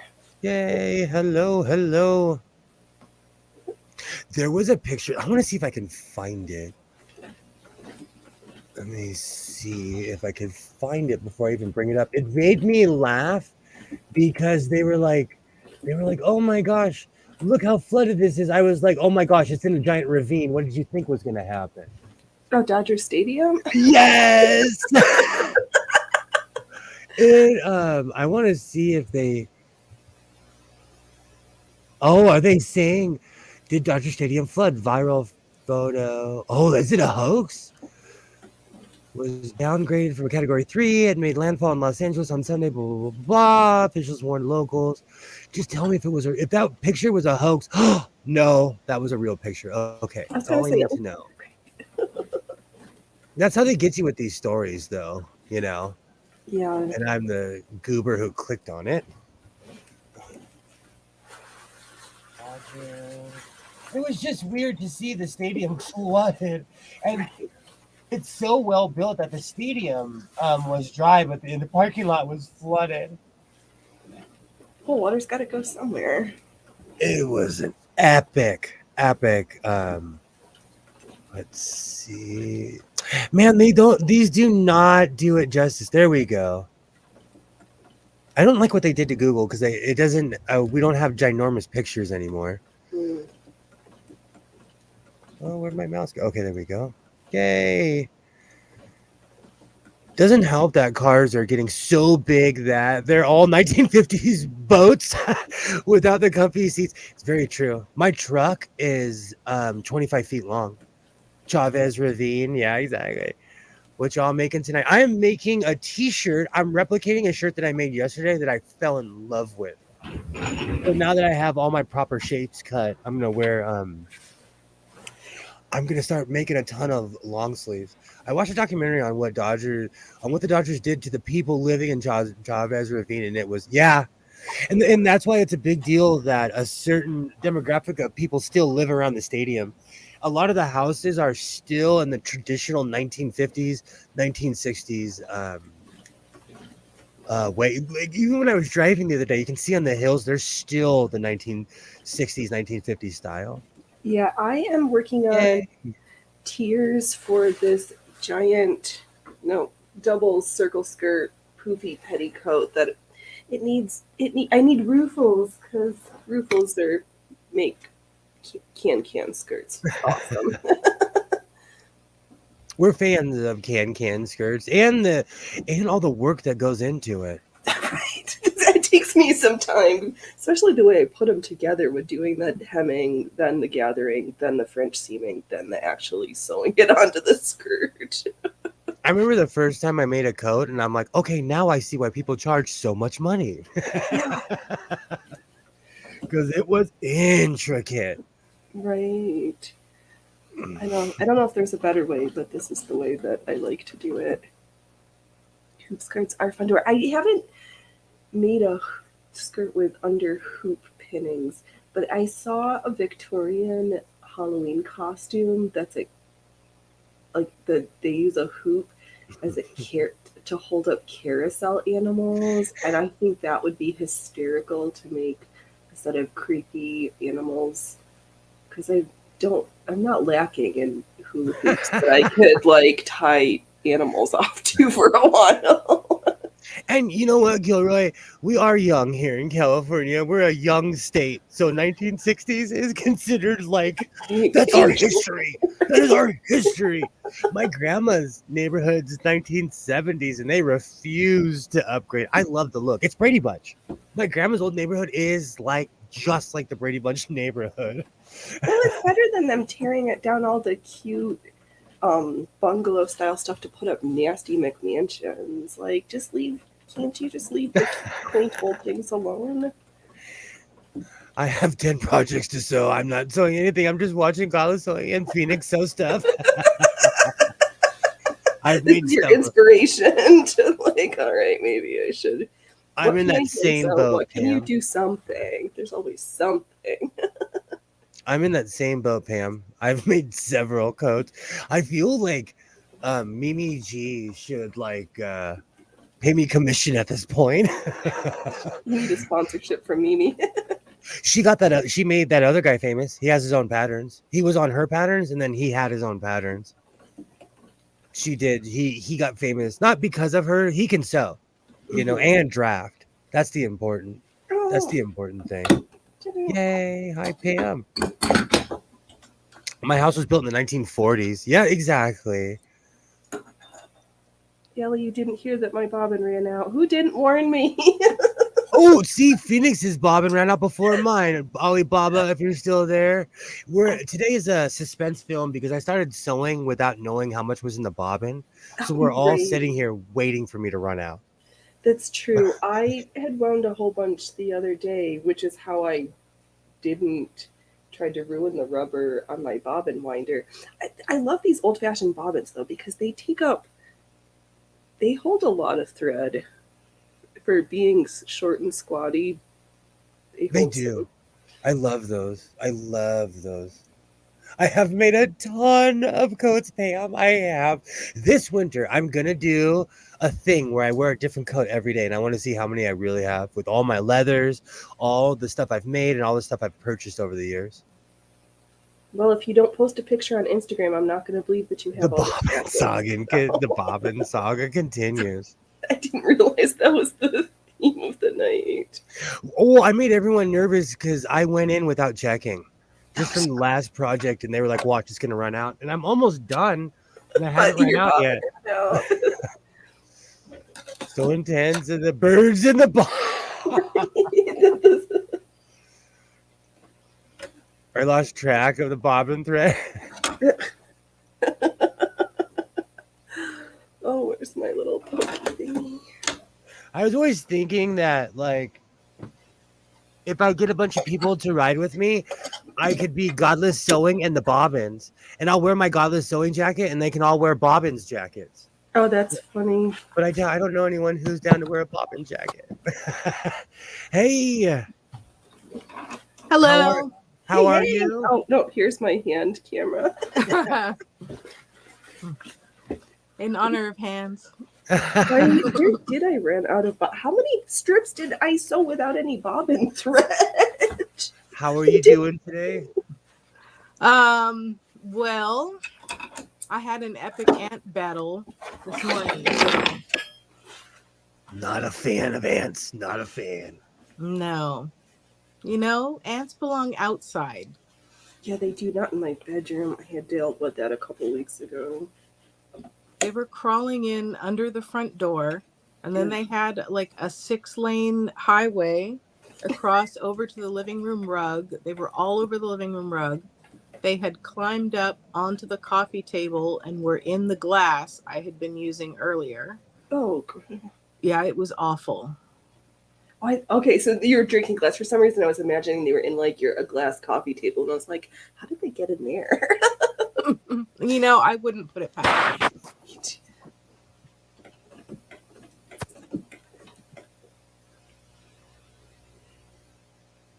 Yes, deceiving while sewing ruffles. Ruffles are deceiving because it squinches up the same, and I didn't hear it. The bobbin run out this time. I was thinking the same thing, Pam. I think I did reload it because I have my box of bobbins here, and I'm so indiscriminate. I'm like, I don't care what color it is. If it sews, it sews. I don't care what color I'm trying to use this. We've already talked about my saga of how many sewing months it's going to take to run out of this spool of industrial thread. Ants have taken over my house. I told Waternay earlier my true feeling about ants, and I don't even. I rarely use that word because it's powerful, but I use the HATE word. I am not a fan of ants. The question is, do you have ants in your pants? You Thank God, know, no. they tried. I had an ant down my shirt earlier. Don't come to Texas. Fire ants are so mean. They're the worst. Do you know I actually had a traumatic experience as a child with fire ants? I stood over a hill and they went up my leg. Oh, Yeah. It was weirdly at a POW MIA Vietnam. My dad was a part of this. Like, they would go ride around on bikes and stuff. So they had these weird compounds. And I was standing on a fire ant hill. They're awful. Ants are horrible, and they sink so bad. I'm officially an ant killer. Same. I wonder if Ant they stink because somebody was telling me, a friend of mine was always asking me if I can smell ants, and I must not be able to do that because I had a whole bunch in my room and I didn't, like, the scent didn't tell me that they were taking over. Yeah, we need to drop some Vietnam napalm. There's so many ants. If I was to chip away the brick in front of my house, it would be like a black moving wall. They're inside the front brick of my house. E. Agent Orange. I'm not a fan. But I'm weird about hygiene too.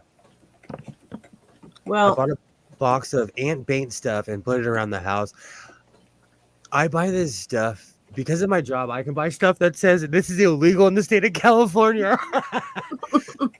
And I do laps around my house. For that. I'm going to call the exterminators and commit some ant genocide. I'm sorry, ants. You're having an anticide? Yeah. What can they do for ants? I was thinking about calling an exterminator, but like having experience with them, I can do the same stuff they do. I have all kinds of Crazy chemicals. I bought a box of ants. Oh, it's weird, that one. If you squash the ants, they stink. Yes. And here we have all different types of ants, and we have those weird ants with wings on them. Oh yeah, I have them too.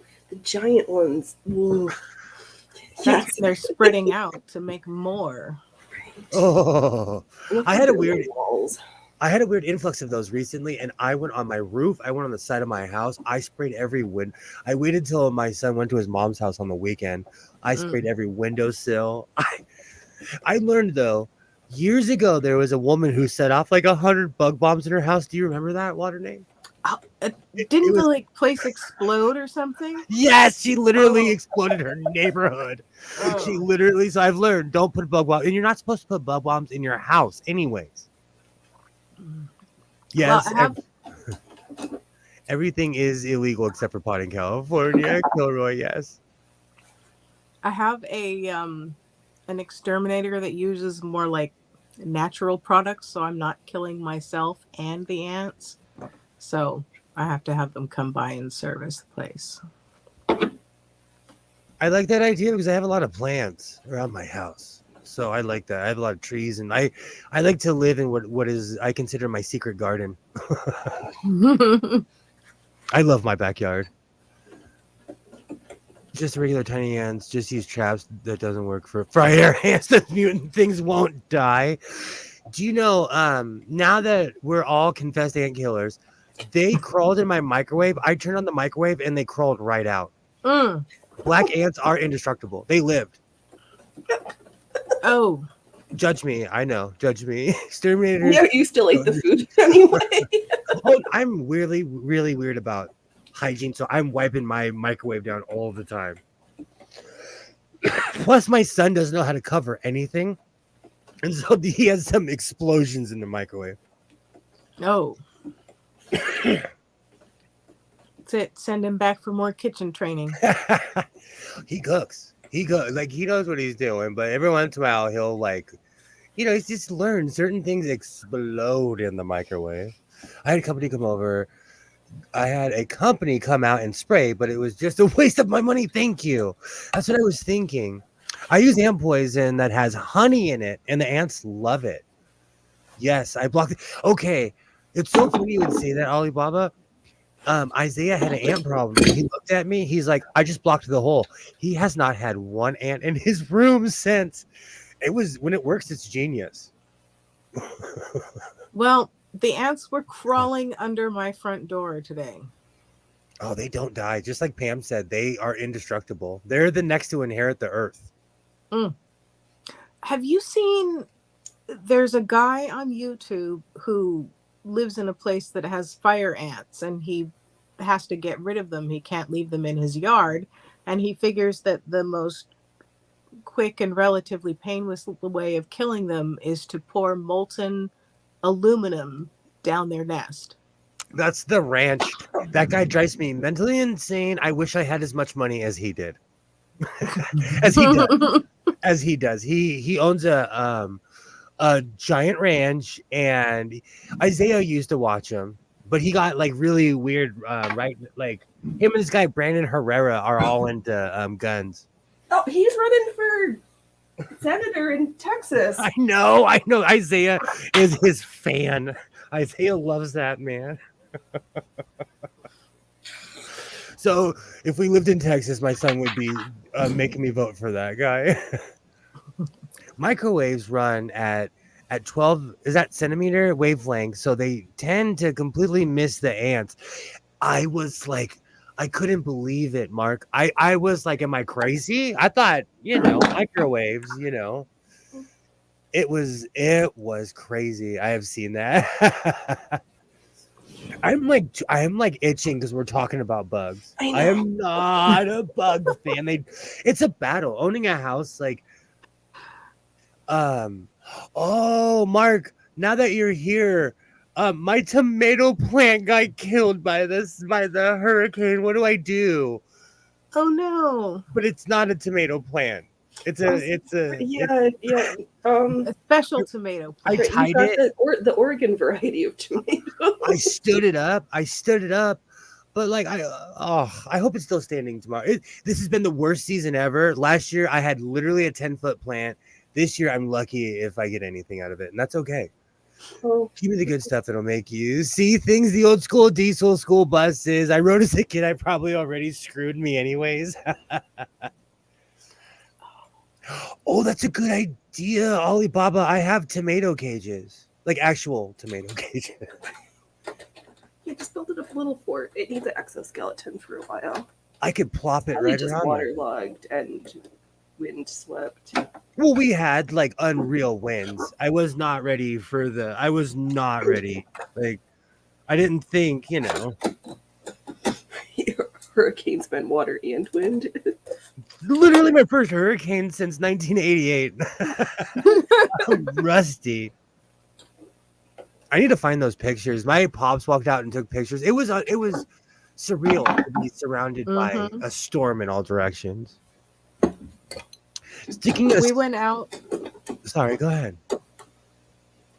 Oh, we went out during the eye to try and go get some supplies, and massive trees were just completely uprooted, and this whole like radio control tower, like huge radio control tower that had been up the side of a building, was just crumpled, like a giant had reached down from the sky and just said squish, like completely leaned over. It was alarming. That's why I always find, like, I watch a lot of stuff about storm chasers. Those people have nerves of steel. Seriously. And the people that build their cars to be these giant turtles that can take beating, and they find them in another county somewhere. I couldn't do it. Could you be a storm chaser? No.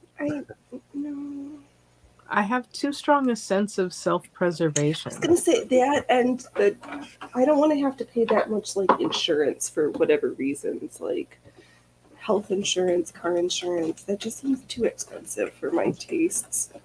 That is true. Ever since my crashing fiasco, my car insurance is through the roof. They're like, you're unsafe now. We charge you more. Exactly. It's really sad, but true. Like, ever since my accident, my car insurance has been through the roof, and Geico didn't help. Well, that was years ago, though. I'm just used to paying the absorbed amount now.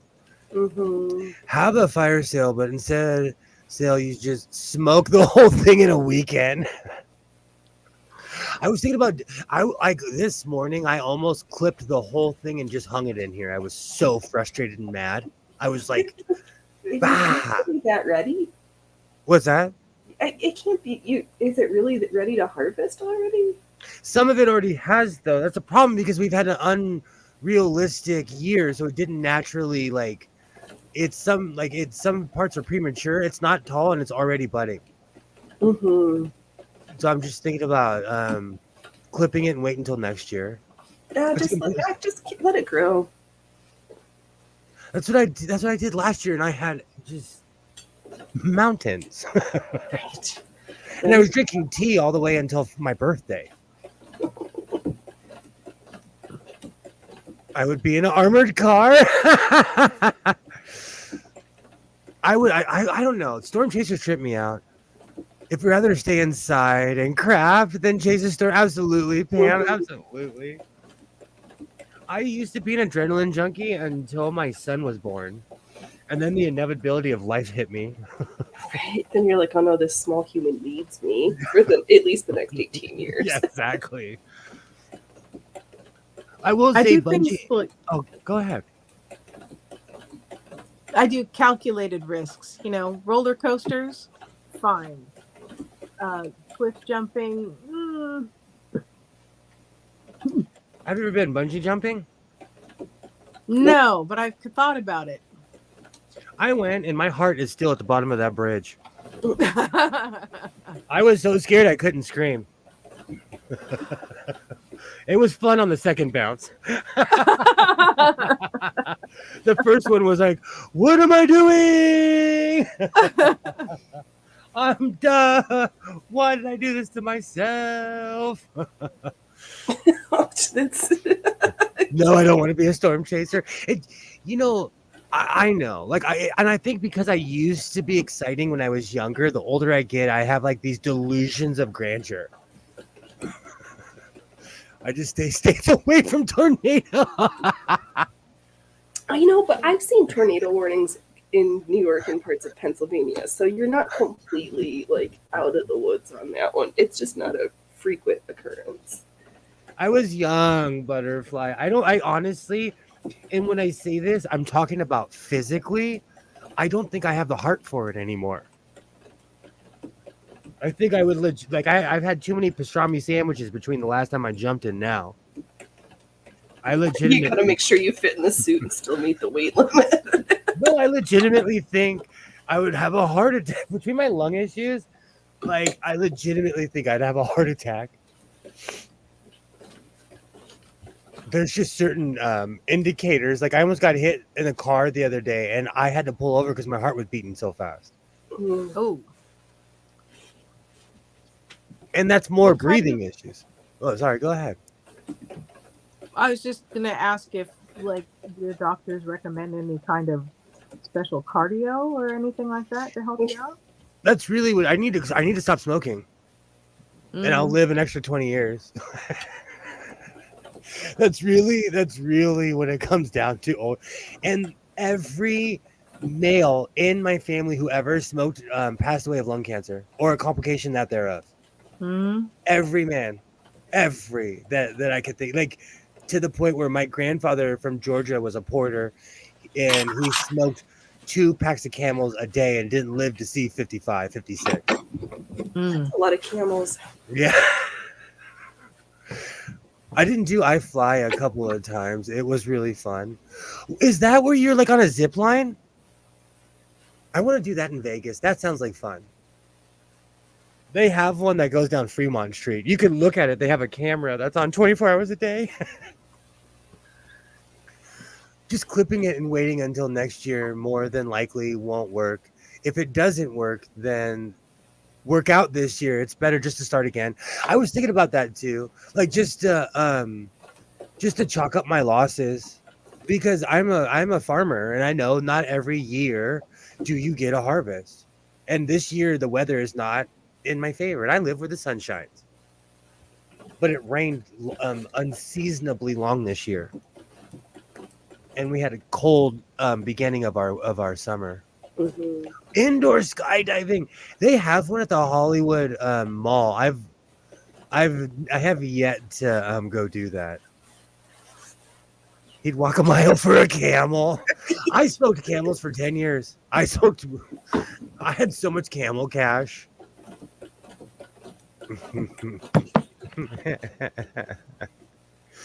And Marlboro cash. I wonder if anyone ever got that Marlboro boat. Probably not, because that was probably like the Pepsi fighter jet that was just like, nope. I mean, that tower and roof thing. You must go take young Mr. Sewing. He would love to do that. I'm kind of bitter at young Mr. Sewing. He went and saw Oppenheimer yesterday without me. Oh no! And then told me about the whole movie, and I'm sitting here and I'm like, Spoiled it for you. How dare you tell me the end of the movie? He was so stoked. He was so and I won't give it away, but so now I'm gonna rent it and just watch it at home. And plus, I've had this discussion before. I'm so ADD. I don't know if I could sit through a 3-hour movie anymore. I don't like to sit in chairs that are not mine, where my feet don't touch the ground, or I can't stretch around and move. I always go to the movie theater that has the recliners with the footrests. Oh yeah. I fell asleep. That's just asking for a $20 nap. I could do that at home. When I lived in Portland, that's when I became the one-man sport. I loved doing everything by myself. And I fell asleep. It's the Compass movie. I would obsessively go watch movies. I didn't care if it wasn't even my age range. Let's be real. The Golden Compass, Loved it. Those books were so good. I came back. That was a $40 nap because I passed out the first time. Then I came back and watched it again. Oh, Go to Stockton or whatever that cow town it is Stockton. Get a bucket of cow shit and put it on a pot plant. That is true. But You because could I just go live across so the street and get the horse manure. You don't need cow. You got shit all around you. because we live near cow farms, you can buy manure at any store. My 99-cent store sells manure. They sell plants. I thought that was so weird. My 99-cent store sells plants.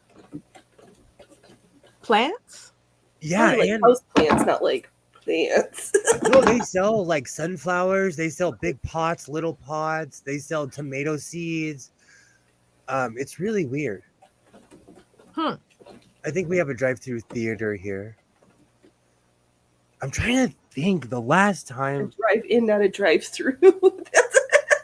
Oh, we have a drive-in theater. God. I'm blind. Yeah. I'm trying to think the last time I've been to a drive-through. It was in Arizona. And I saw that movie with Martin Lawrence, Black Knight. Oh, That's how long ago. That's how the last time. And I remember because the place was like kind of ghetto, but they had the greatest popcorn I've ever had in my life. And I remember sitting in the car and I'm like, why are like the greasy weird spots? Why do they always have the best food? As I'm sitting there eating it, and I'm like, the whole place was sketchy, but they had the best popcorn ever. If you want fast turnaround, then get a nice indica and put it under 400-watt lamp, grow it, and move it outside to head. You can get cuttings and I didn't think about that. I just don't want to teach my son any bad habits. So you're teaching him plant propagation. Well, I actually grow food though, which it's not like, and that's the funny thing. My grapes survived the hurricane. Grapes were like, oh, we're still standing, and they were bomb because they were washed. I'm walking in my backyard eating purple grapes. I'll go grab some. They are so good. They're finally purple too. I like want grapes. I like the purple. The green ones are so sour because they're like wine grapes, but they're so sour. That's why you make grape pie, the best pie on the whole world. Grape That's a good pie? idea, Mark. I've never had grape pie. Never even heard of it. I know. It must come from the Finger Lakes region in New York State, which is also wonderful wine grape growing country, because that's the only place I've ever seen it, and I've never had grape I pie. understand. I had a my ex-wife and I, we have mutual friends from Israel, and they came back from Israel, and his wife walked in my backyard, and she was like, "Oh, you Americans are so wasteful." I was like, "What are you talking about?" She's like, "You don't cook with grape leaves?" And I was like, Yeah, those are "No." also, Domas. Oh my Oh, gosh. she went off. She went off. It was so good, and I was like, "This came out of my backyard. These taste so good." Like she knew how to cook. Drive-ins are the best, except for places where there are mosquitoes. Same. Yes, the drive-ins. Yes, the drive-in has Oppenheimer and the Ninja Turtle movie. Oh, Ninja Turtles have a movie. I don't get out much. Yeah, they do. That's a funny double header. The kids go to sleep and then you watch Oppenheimer. It's not. Yeah, no, these are with like real grapes, not raisins, because that sounds scary and gross. For a week straight, my 11-year-old went around telling everyone he stepped in dog shit and dog shit was on his shoe. Oh, kids. I have grape plant I had a grape plant that was for the leaf, not the grapes. I love grapes. I like walking in my backyard and being able to eat something right off the vine. It's weird. Maybe I'm like have this whole Garden of Eden fantasy. I don't know. It's at night, I go in my backyard and I sit there like with my coffee and I eat grapes. That's why I was so mad last year. To fan you. What's that? Get some staff to fan you and play the harp. I have the fig leaves. I have them. I have a totem pole too that I made years ago. Drive-ins are basically gone around here. Turns out running an outdoor entertainment business in a place where the air is sticky most of the time doesn't work out too well. The air is gross here too, Kilroy. The air is Mhm. gross. Phoenix, share a pic with us of the grape pie. Okay. All right. JL's laughing. I feel like raisin pie would be like mincemeat, like the Ugh. like dried fruit kind of pie, whereas grape pie, it seems like you would just end up with jelly. Is it thin It's like a tart or something? no, it's like a blueberry pie, but with grapes. Huh. Oh, let me make it big. Let me make it big really quick. So like, there's. Oh, I'm too close to focus. Nice. But yeah, it's like pie. It's like blueberries.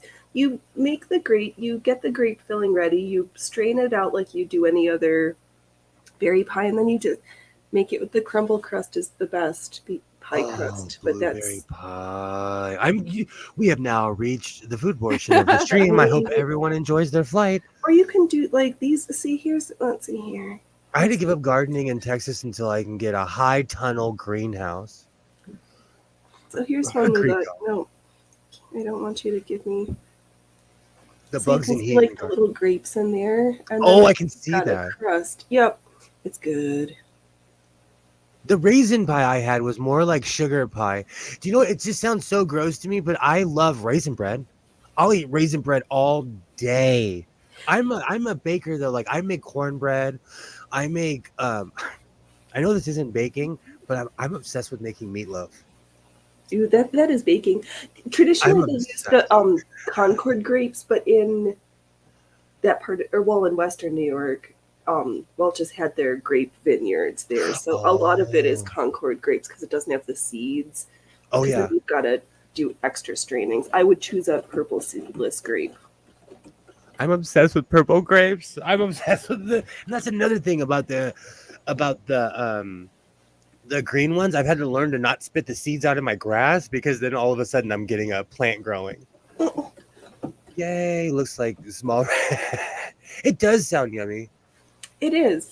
My grapevine has has only got grapes on it once in the last 20 years, and the birds got a lot of them before it dries.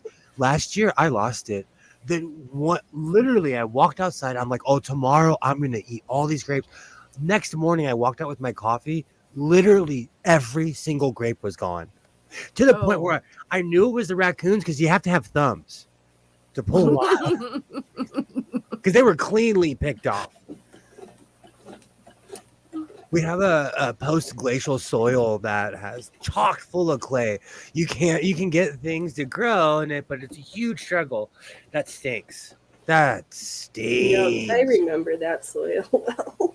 I think you need to move, Kilroy. You have Good food. humid, bad air, can't grow a plant. Well, it's just humid. It's not bad. I mean, my air is bad, but it's called forest fires right now. The almighty thumb. I have quite a few things I grow. My chili pepper, it has no natural predators, so that thing grows with just being uninterrupted because animals are not dumb. Humans are because we consume these things. I know my chili pepper didn't do, or my cayenne pepper plant. I've got some fruits, but it didn't, not so much. But I need to rotate because I've had the peppers and tomatoes in the same bed for like 3 years in a row. So I think the soil is just getting depleted from that plant family. Do you compost, Phoenix? I do have some, and then the human is not adverse to just.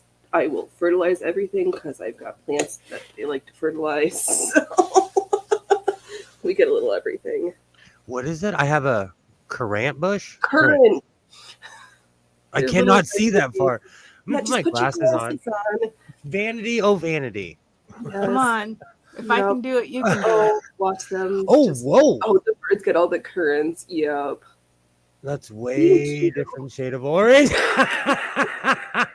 That's a very nice shade of orange. It is. It's very pumpkin colored. I'm glad your jalapenos did good. Oh, now I'm craving jollops. I am craving jalapenos. I know, jalapeno poppers, please. Oh my goodness. I actually have a weird story. That night that I walked up to a moose in Long Beach, Washington, was the same night that this waitress was really rude to me. And this one guy who was a local, he turns and looks at me. He's like, "She's not racist. She's just the B word." And everybody started laughing. And I didn't even say anything, but they saw that look in my eye. I was like, "Is she crazy?" But she didn't like non-locals, and we all went to the dive bar in Long Beach, Washington. Right, so she knows who's the locals and who's not because you stuck Exactly. out like a sore thumb. And it was the only place like that was partying. Like they were rocking in there. I miss karaoke, but I don't drink anymore, so I'm not brave enough. My You should do jalapenos. my coffee wrap. What's that? You should do my coffee wrap. Ah! I will in a half an hour when let me take another break and I will. Excellent.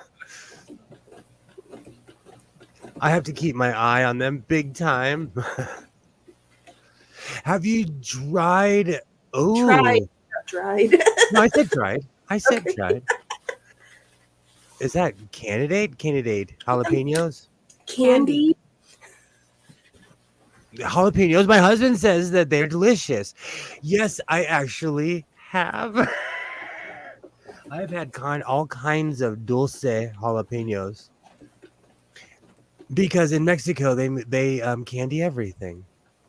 And from personal experience, I don't know about people's constitution, who you are, where you're from, but be scared if you eat a green tamale because they're made from cactus, and not everybody can eat cactus. Oh, I've only had the ones that have the tomatillo salsa on them, not Ooh. actual cactus in them. Oh, they were the greatest thing on earth, but I got so dehydrated, I thought I was gonna have to go to the hospital. Oh, I learned, don't just because it's in front of your face, don't eat it. Currants aren't really popular here in the U.S. Ollie. The federal government banned growing them for decades because they harbor a spare fungus that kills pine trees. We really have dense clay here too. When it's dry, it's almost like concrete. Grass doesn't even grow in some places because it's just as hard for it to take root. We have this thing that's called alluvial soil because of certain glaciers. So it's kind of like that. It's like almost clay. Made by Pam. I have made those. It takes a while. Yum and jelly and more fruit mints. You guys are making me hungry. Oh, I already ate. Now I'm like, it's a good thing I got my elasticated waistband on tonight, but it's getting late. I can't eat anything right now. I'm definitely thinking about making cornbread this evening. ha! I keep on talking about it, and I have like this one box of this stuff that I'm obsessed with. You mean the Jiffy brand? No, it's Krusty's or whatever it is. That does I not. thought you were making it from scratch. I know, right? No, I do, but it makes me fat from scratch. This other stuff, like it's in my mind, I make less of it because when I make it from scratch, I make a whole baking. Like I have Pyrex baking sheets, and What this. size is? The other one takes half a Pyrex baking sheet. It's kind of like spaghetti. I do not know how to measure I just make large amounts. Biscuits, buttermilk biscuits are the same way. I don't know how to make biscuits without making 75 of them. Well, that's what the freezer is for. And then you only have to bake them once every 3 months. Every time I get buttermilk, my son's like, "You're going to be eating those alone." And I'm like, "Don't shame me. Get out of here." Oh, buttermilk. Put the pot in the cornbread. Boom.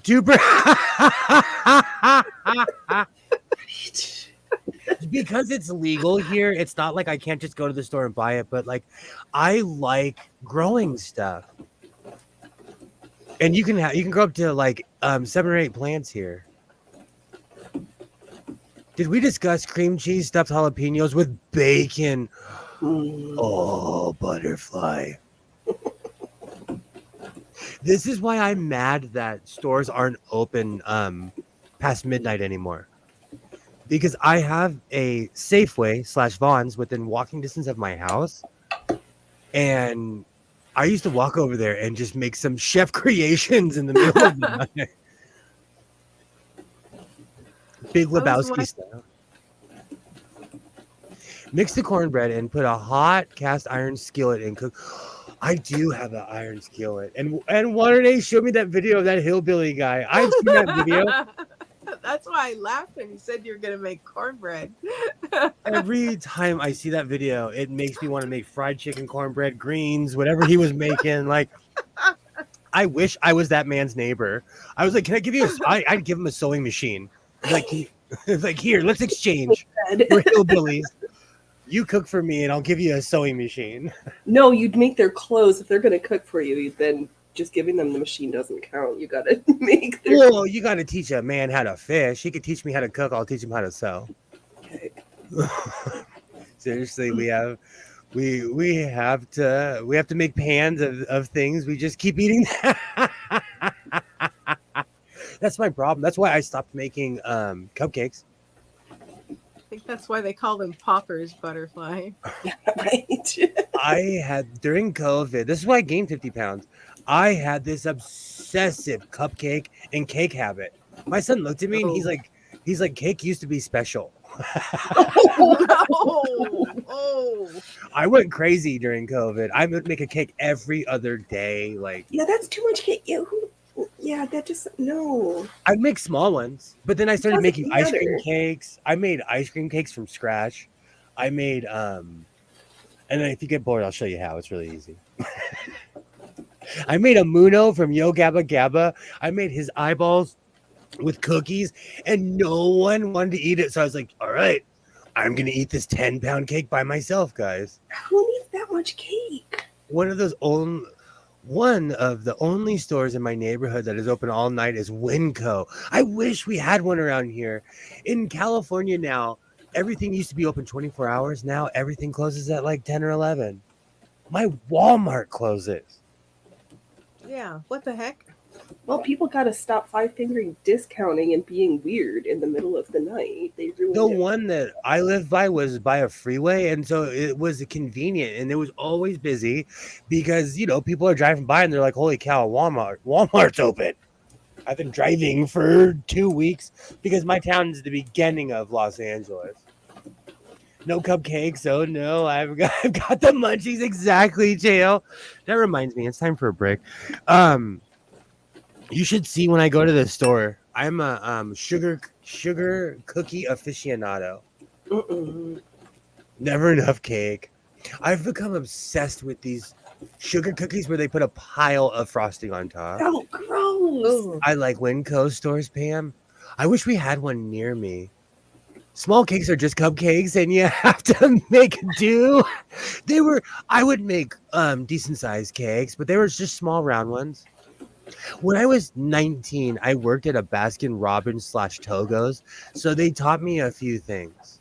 So I go crazy when it comes to making cakes and stuff like that. Oh, I forgot I was wearing my glasses. Hello, I'm still here. To be quite honest, I just not feeling well. Okay. Commander, hope you feel better.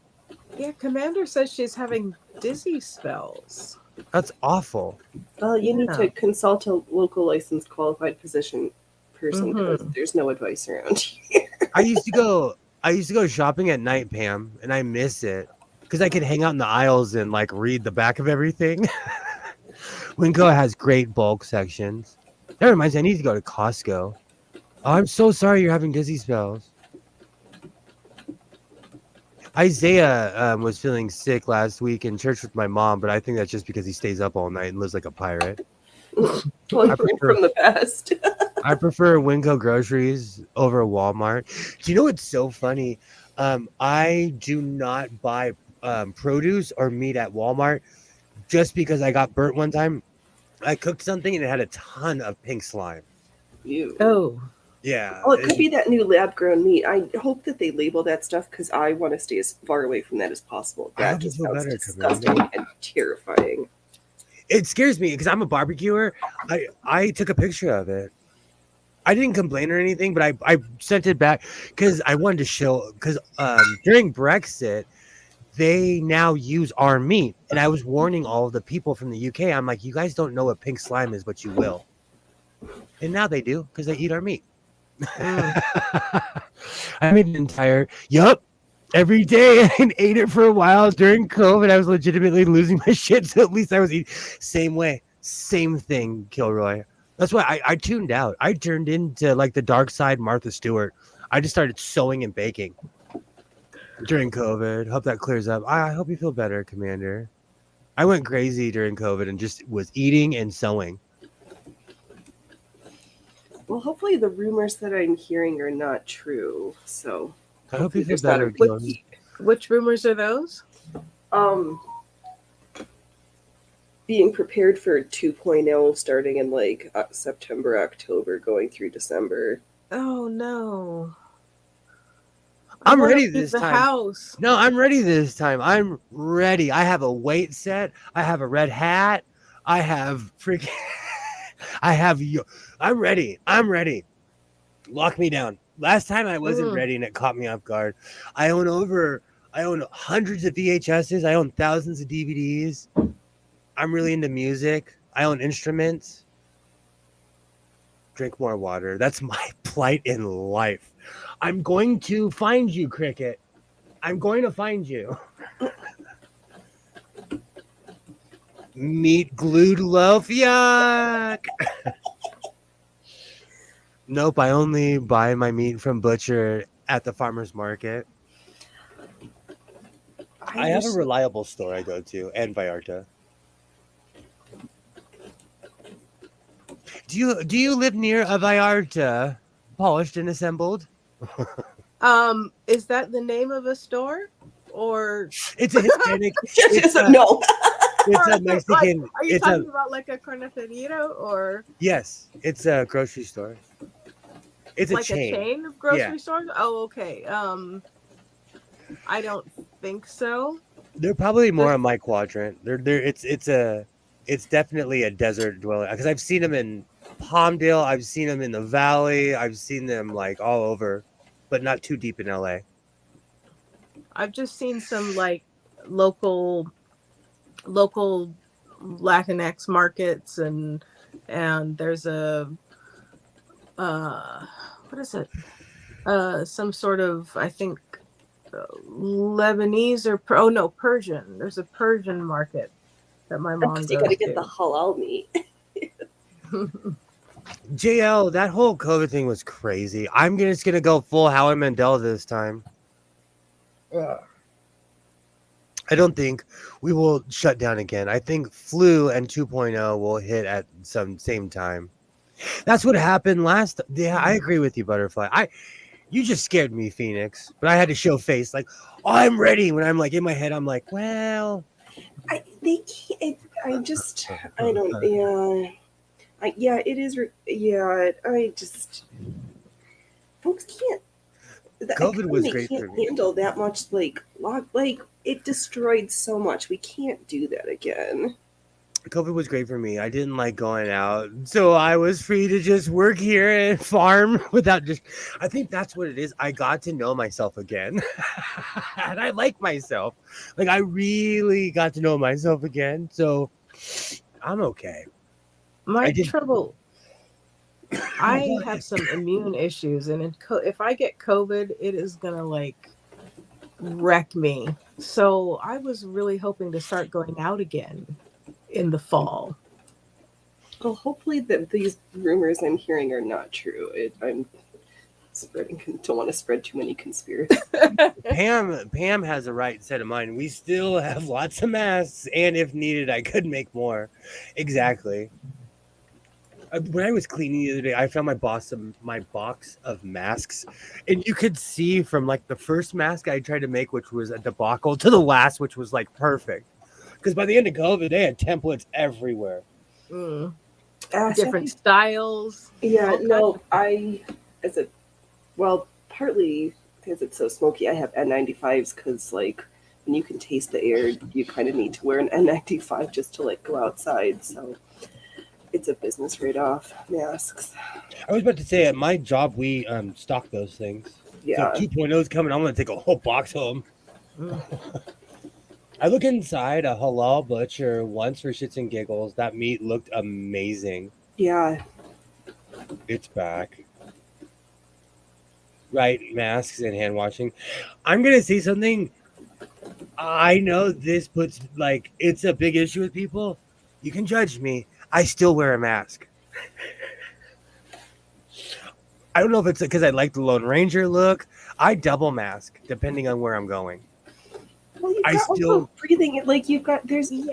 I think everybody needs to make their own decision of what makes sense, and for you that makes sense. But and there was someone who was a nurse who kind of laughed at me. But like ever since I started wearing the mask, I haven't got sick. Mm. And I think it's more because I'm paying attention to everything. I'm washing my hands doctor style every day, you know, for everything. After everything, it's a doctor wash, you know. Yeah. It didn't make me stop smoking cigarettes. I made form fit masks to the US CDC emergency mask. Couldn't smell through them. That was the important. See, in the end, that's what I was making, like double and triple reinforced masks. That's when I was reinforcing my seams the most. Getting COVID really sucked though. My immune system doesn't work really well, and I'm getting, and I'm still getting headaches, and my lung infection has come back again. Ew. Because I'm a born asthmatic, says the guy who's literally smoking right now. Like every time someone describes COVID symptoms, I'm like, I've lived my entire life like that. So I think that's where my weird arrogance came from. Because I've had a low quality of life my entire life because of my lung issues. Getting fitted for the real N95. I quit wearing them. I'm like Ivan Drago. Oh, that hurt. Oh, I have an ingrown. Oh, that nose. There's something in my nose. It hurt. If he dies, he dies. Do you know why I still wear a mask? Is because I go in really wide open areas in LA County, and then I walk. They tell us like, hey, the plague is still around, guys. So when I go to markets or in open areas, so if you ever see me on People in Walmart or in downtown, I'm literally dressed like the Lone Ranger. No wonder you were scaring people. You looked like a bandit. Well, okay. So I would bring my mask down in certain situations, and they were just scared of me. It's the patches and the wearing all black. Because when I came with something with a color like this, everybody was my friend. And also I went deep into the before I only found a couple shops. I went deep into 8th and 9th Street where all the shops were, and I wasn't impressing anybody. They didn't care how much money I had, who I was, how shiny my shoes were. They were like, if you're not buying 60 yards, I'm gonna treat you like garbage. Yeah, those wholesalers who are used to like giant minimum orders. I'm like, that's not. I don't run that type of a shop. They were intimidating, and they were like just emotionless. And I'm like, modern human. You got to show me some sort of emotion, you know. You don't have the plague mask too. I do have a plague mask. Bandito, Diablo, sewing, absolutely. I have asthma too, but it's not bad. I wasn't even diagnosed until I was 35. I have really bad asthma, but like I smoked cigarettes for 20 years. I always tell people don't feel sorry for me because I smoked cigarettes forever and ever. Oh, let me get my mask.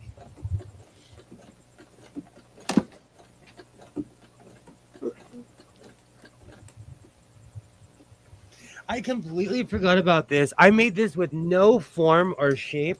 I had no idea what I was doing, and I loved this thing. Oh, wow.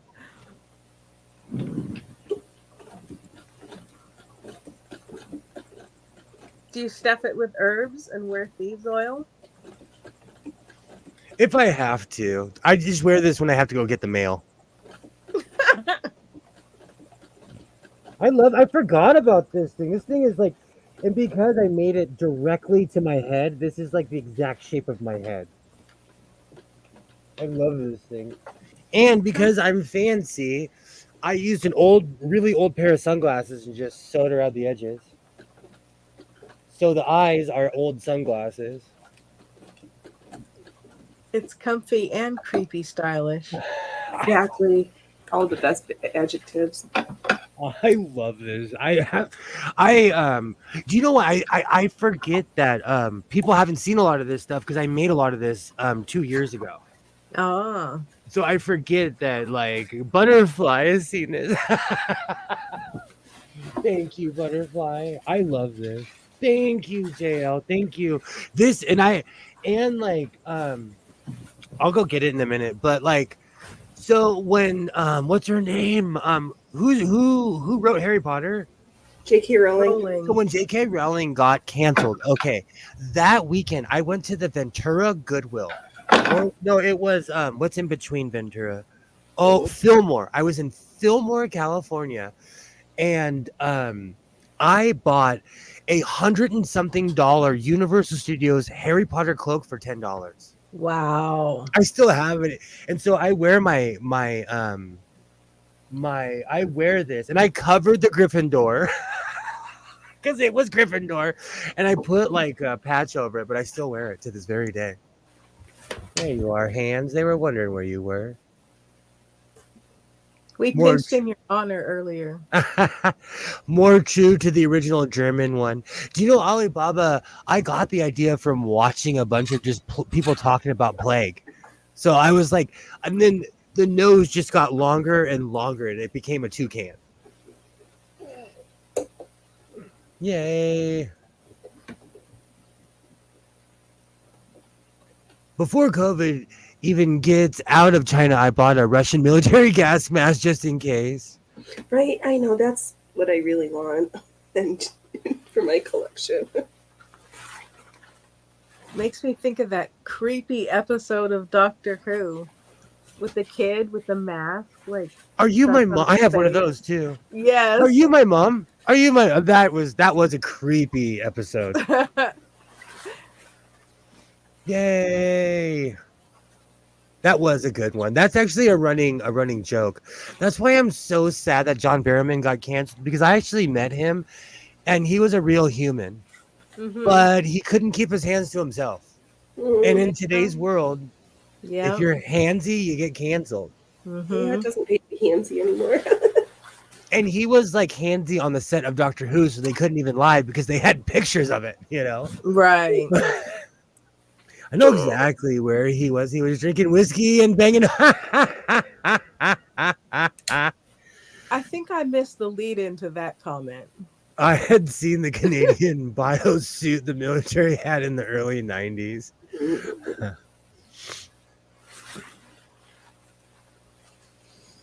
Mr. Hands is too conservative for all that fun. My ex-wife and I talk about that all the time. Like when we were his age, we were like total wannabe adults. Mm. And like he knows, I don't know. It's this generation is much more aware of themselves, which is good. A good thing. But that's one of the things I think that's a problem with like parenting and schooling and stuff nowadays. People just think of youth as like little kids and they completely forget how old you felt back then. Like you felt old but but uninformed. Exactly. Because now I just feel old. Have a great night, Butterfly. Thank you so much for coming by. I was Bye, gonna Butterfly. wave, but my camera battery died. The only problems with not having my dummy battery in. Night night. Have a great night, Butterfly. I think that suit can take an M80 canister packs. I think that it's the only. Oh crud! I need something like that. I have someone I have known my entire life. He he's a cave climber. He takes people on tours. Oh no, thanks. And during the beginning of COVID, when no one knew what was going on, he shows up at my local Vons wearing a full mask, a full like cave pressured, it's a full pressured Yeah. suit with a full oxygen tank. Wow. You can look it up on Google right now. He got famous. He is the Google. He's literally the Google picture. So like his picture is shared around the world because he was being a hypo, and I've known him. I've known him his whole life. He's known me. He is a hypo, and so am I. So I'm not judging. Yay! When I was his age, I was either reading books or crashing my bike. See, that's real stuff. We thought we were grown. Like I had a drinking habit. I was a latchkey kid though. I was the last of 9, so my parents were exhausted. They just stopped looking. Well, they figured they hadn't killed any of the first dates, so they're like, "Yeah, we're not gonna. I don't think we're gonna lose this one." They were like, I remember my dad told me, he's like, "I'm tired, man." My mom too. They were like, seniors when I was in high school.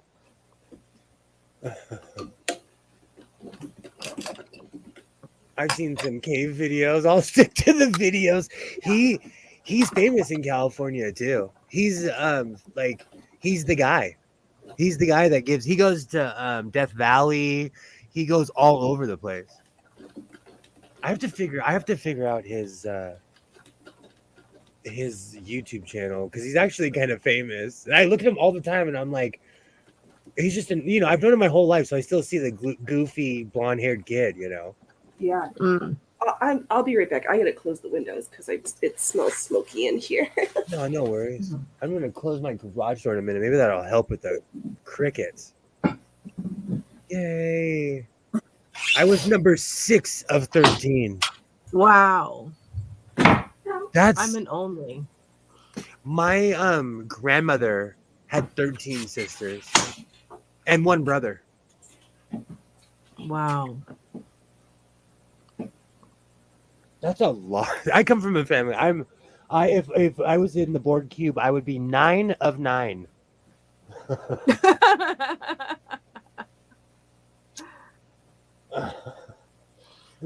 That's really close to 7 of 9. We could have been in the same pod.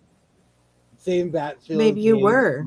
Some battlefield caves need separate atmosphere for breathing. That's why, he's professional. I really respect him, actually. I'd never say it to his face, but I actually really respect him. No, because some squicks me out. Some really, really, really rich kids grow up to be awful humans. And he grew up to be a normal person. Gotta tell Deb to quit smoking buds in the house.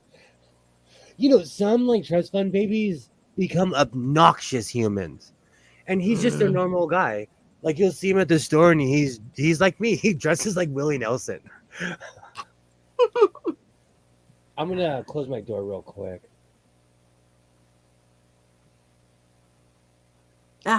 Everyone's gone. Once again, I have the power. Quick, what do we want to talk about? Bats are so cute though, Mark. I mean, they might be flying vectors, but they're adorable flying vectors.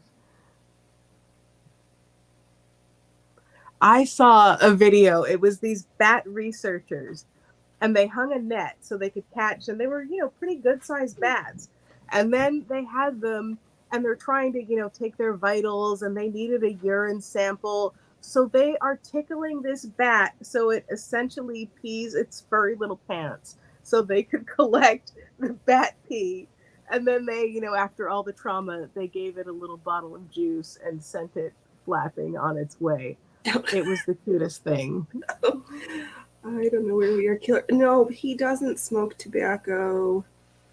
It's forest fire smoke.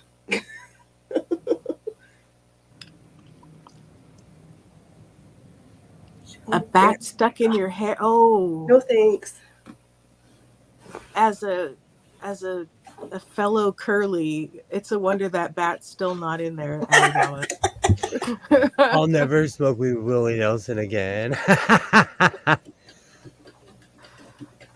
That cricket, it didn't help closing the door. It didn't help. The crickets are still there. I can't believe Have I you pulled tried out. any of those sonic cricket repellents? My house is infested with crickets. If you ask anyone who's lived here, this area is just like, and that's a funny thing. People love the sound of crickets. For me, I'm like, I hate crickets. Yeah, I'm not a fan. It just drives me bonkers. Batty, if you will. That's a it's a song, the Willie Nelson song. That bat was cut out. Oh, If a bat even gets in my hair, I'm having bat soup. I hate bats. They should. Yes. You know, it's really funny. There's a cave near my house. So it's actually really cool at sunset. We can see bats. It's really cool because they're crazy and they're fighting on the lights and everything, but they do poop on everything. Okay. So JL, I lived in a house with 2 ferrets and I can still smell it. oh, I am not a fan of ferrets. And when they break out, you have a little mongoose marmot, um, like literally burrowing its way through your house. yeah. You can't. They are clever and bendy, and they get into everything. They're adorable, but Oh, I see what you're saying. Do you know what's really funny? I am in my garage. In my house, we have lizards. I let them live there because you hear nay cricket in my house. And like Isaiah and it's weird because it's people will walk in my house and they're like, dude, I just saw a lizard running across. I'm like, that's Larry. You leave Larry alone. He has a W-2. He passed the background check. He lives here. You leave Larry alone. We name our lizards and they get huge because they eat. My house is infested with crickets. So like it's not rare to be walking down the hallway and see a lizard in the hallway. Like, you can't see me. You can't see me. And I'm like, nah, bro, I don't see you. I don't see you. maybe you need a couple lizard friends for the sewing garage. I think I smoke too much in here for him, or it's just too much action in here for the lizards. Because one lives under the TV in my living room. I've had a bat crash into my fence when I was asleep. I had to get up and check for. Wow. Oh, face. Well, I was asleep. Did you get a rabies shot? I just read this horrific explanation of what happens when you get rabies. It was scary. Yeah, 10 out of 10 don't recommend. Ew, I know. Oh gosh, I actually know all the benefits of I know all of that because they make us watch a video every year because we have wild. I'm part of this group called Creek People, and we have wild animals that run around. And it's not rare to get raccoons trapped in because I have giant trash cans at my job, and raccoons get trapped in there all the time. And they're so dumb. I put a 2x4 to let it out. The thing's chewing on the 2x4. What? Yeah, raccoons. I've seen videos of them like moving it around for a better angle. Oh, they're smart, but they're also ornery. Wait until he gets big enough to sew a pair of boots for him.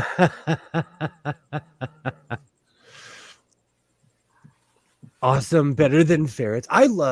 See, that's the thing. I don't have a problem with lizards. They're not, to me, they don't smell, they're not gross, they're not like, I have yet to have a problem with the lizard. And they like, I stepped on one and it went, ah! It literally made that noise because I didn't see it. Poor lizard. It was straight. It lived. And I'm almost 200 pounds. It lived. You must be high in the instep. It was huge. It's like it was like almost, well, it was like 3 feet long. 3 feet long? It's going to take more than one step. They become snake size because they're eating all of these crickets. My house is infested. So you've got like iguanas. Are you sure you don't have an iguana? No, I live at, you know where I live. You know where I live. We have scorpions and I just call it, it's green and it eats crickets. It doesn't, I don't find it in my room when I'm sleeping. They don't crawl on me. It can live here. Oh, all right. You haven't found it curled up between your legs to stay warm in the winter yet? Nope.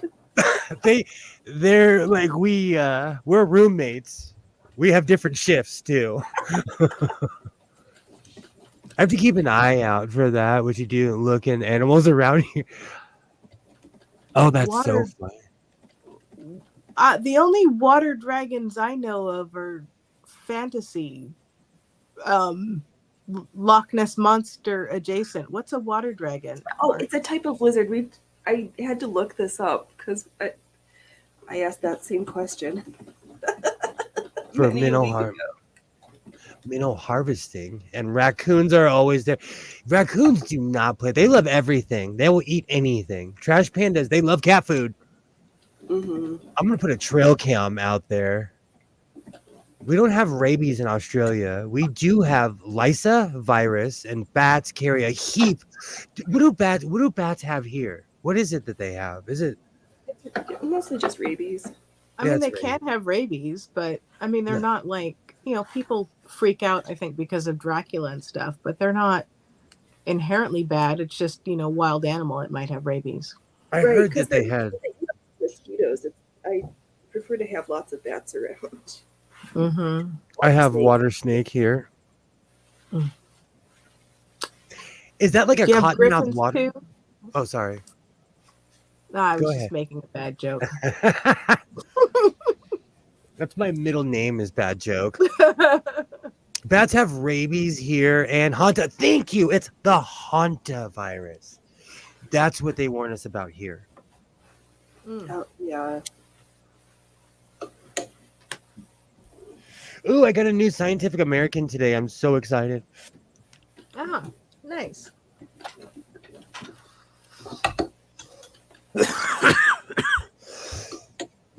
I have Excuse me. Sorry. you all right? Oh, it's comes with the Dolphin territory. Okay. Today is Discovery Day, and I know it's not Discovery the show, but I'm just gonna say it's Discovery the show. I'm gonna pretend. I salute you, Michael Burnham, Saru, and the whole crew of the Discovery. I loved that show, and Yes. it's gonna get canceled. But Discovery Day actually means getting off your duff and discovering your neighborhood. People How often keep water. managing of them. My 13-year-old has rats and cats as pets. Is it a rat in a cage? My ex-wife had a rat when I met her, and I didn't realize how much I was not a rat person until I lived with someone who owned a giant white rat. Oh, so she had Pinky and the Brain. Oh, it was huge. The thing was like, I'd never seen because it was well fed and like it was a house pet, but Yeah. it knew. I flinched every time it came near me. It knew. Just like me, we will scare it. Oh, it scared me. That thing. Yes, they're in a cage. Oh, wow. As a child, I had a hamster, but MC Hamster broke out. He bit me a couple times, so it traumatized me towards smaller rodents. And I lived in a house with 2 ferrets. MC Hamster. Can you tell what age I was when I had that hamster? MC Hamster, like I cried when he passed away too. I cried when MC Hamster died, like full tears. I have an online acquaintance, and she has a cat named Kilmowski.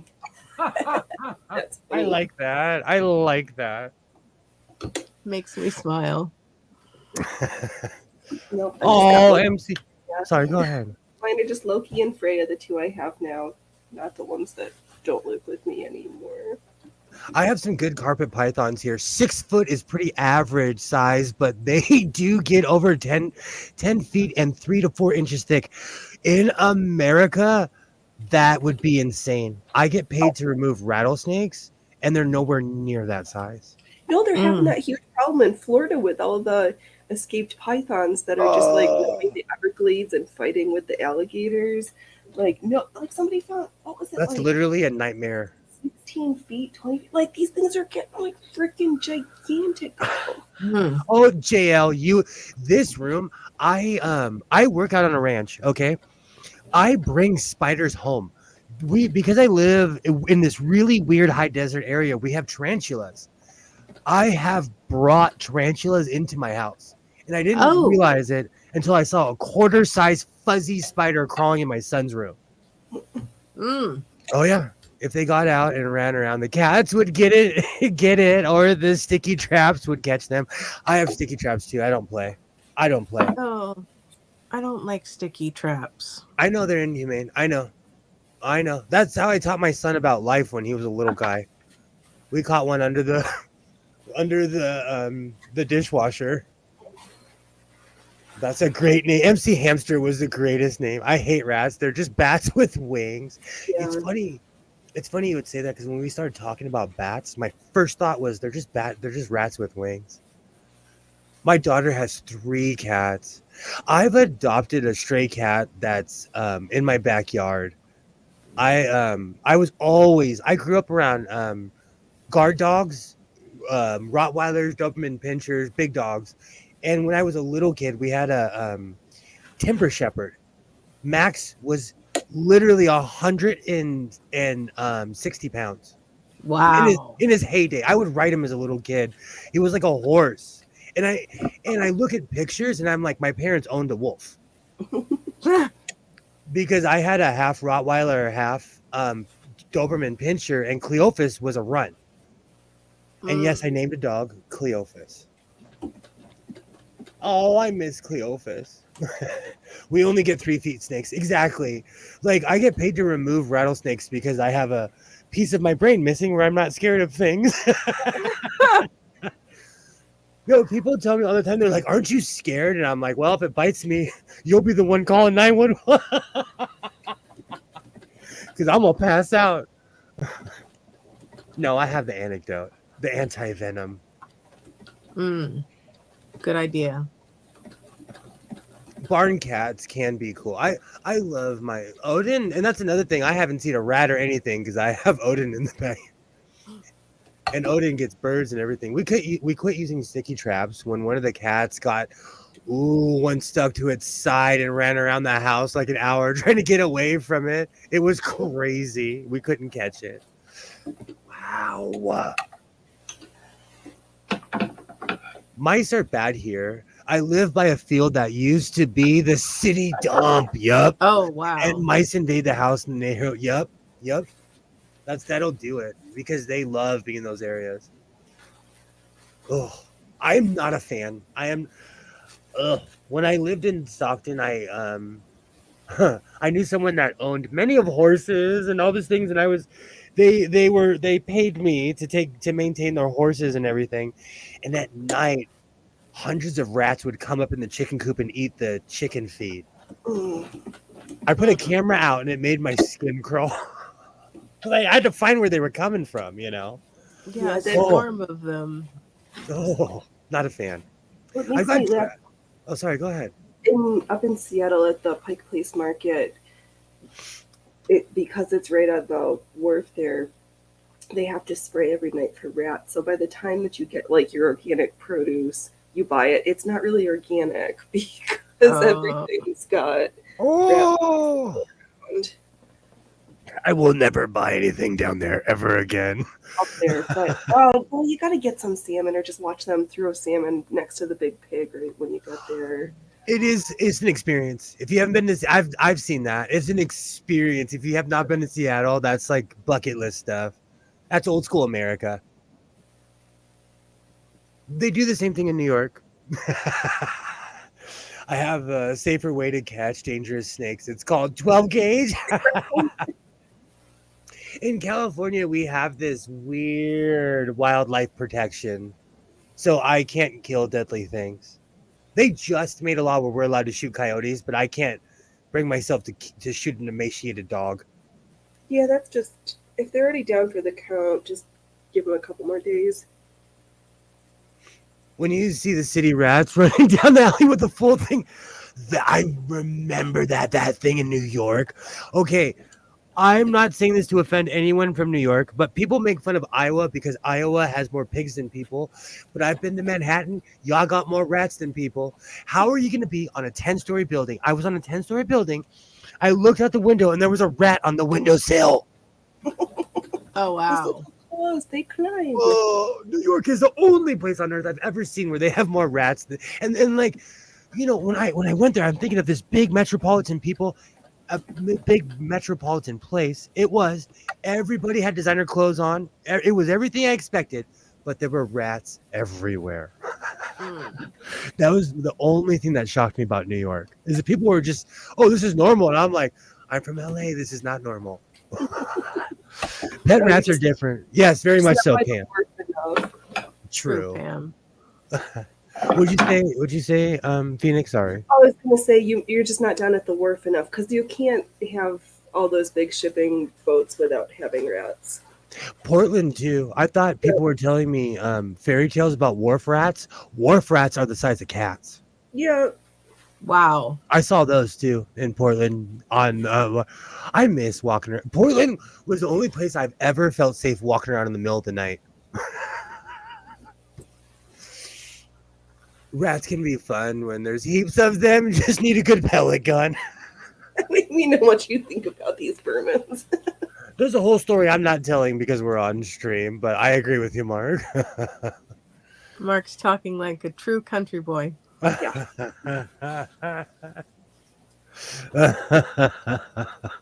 Barn rats, they get into feeding. Yes, they grow.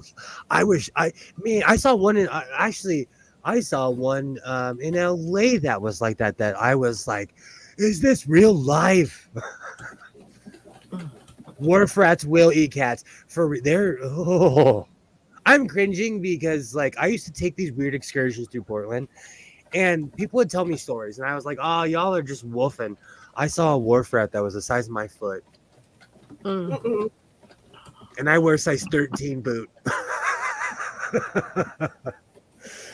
They're here. They are. And Seattle too. I have spent some time in Tacoma. The Tacoma aroma is real. Tacoma aroma? So I there's don't know this about place. the Tacoma aroma. There's this place called Gig Harbor, and when the wind shifts, it comes off of Gig Harbor, and if like people that are from Tacoma are used to it, everybody was staring at me. They were waiting for my reaction. I was like, "What is that putrid smell?" And everybody started laughing because they've gone nose blind to it. Oh, But they call it the Tacoma aroma. It's a putrid stink that comes off the wharf. my high school had a dairy farm and also a chicken farm. So the dairy farm was bad enough, but you really didn't want the wind to change to the chicken farm.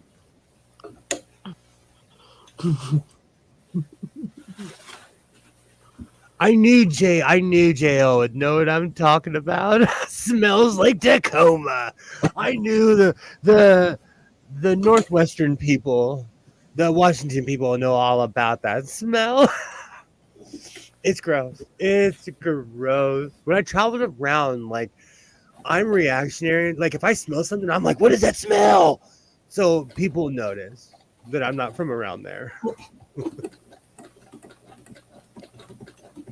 But everywhere, like I was talking about this with I was talking about this with Isaiah because he's like, oh, it smells like Arizona, and that's like everywhere has a smell. Mm-hmm. You say, dang, your breath smells like Tacoma. Yep, that is it. Or like when I lived in Portland, there. Oh, hold on, I have to set up my joke.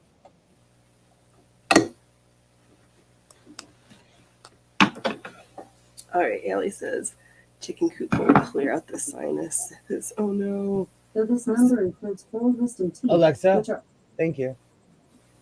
You're so welcome. So when Your time this really gets me a charge.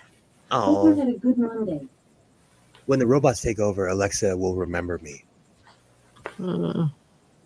There was a funny joke about Clackamas, Oregon when I lived there.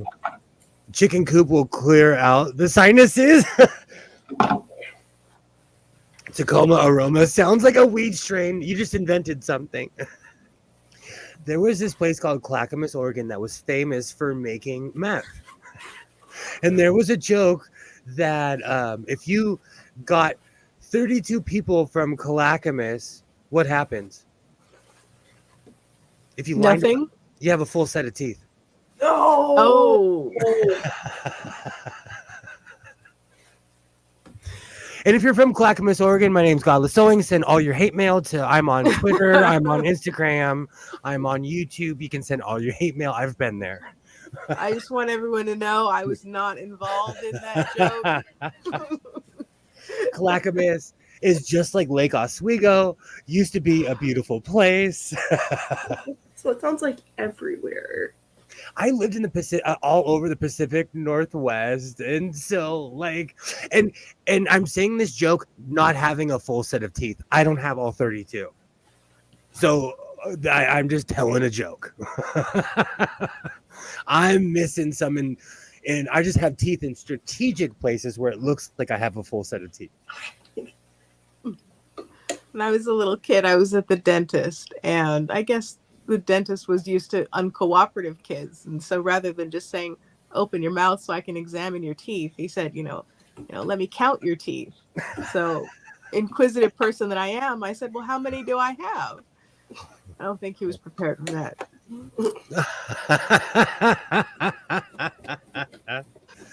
Now that's a profession I should have got into. I should have hung it all up and become a dentist. I don't think I could. That and proctologist, I'm like, there's certain parts where or podiatrist. No, there's certain things I could not stand to look at all day, every day. No teeth, no mouth, no butts. Chris Rock tells a very funny joke where he's like, I'm famous, right? I'm in movies. I've made millions of dollars. And then the crowd starts laughing. He's like, you know what my neighbor does? He says, my neighbor is a dentist. and Chris Rock lives in a palace. He lives in a real mansion. And he's just basically saying, like, I'm rich and famous and my neighbor's a dentist. That's one profession I should have got into. They make money. Even dental assistants are rich around here. Thank you. CJL knows. I lived in Portland. I lived in Sandy, Oregon. I lived in Tigard on Highway 99 in McDonald. So I've been all around that side of the Pacific Northwest. And I used to go to Seattle all the time. Anytime an LA team would play any sport, if it was LA versus Seattle, I would go watch them. So I went and saw a lot of baseball games, and I'm not even an Angels fan. I didn't realize how close sports is in LA until I moved somewhere where you have to get in a car and drive to go watch sports. Oh. Yeah, we have extra sports. Tons. We have 2 teams, like 4 or 5 teams in the same For stadium. Everything. Like when the funny thing is, when I was a kid, we used to go see the Clippers because they were more affordable. Because the Lakers have always been crazy prices, and when they moved to the Staples Center, they kind of kept that tradition. And so the Clippers were a little bit more affordable than the Lakers. So I still appreciate that they still do that. Even up until the Kings won, hockey tickets were like $15-$20. And you were in the stadium. But then all of a sudden when they won the championship, it's Disneyland prices.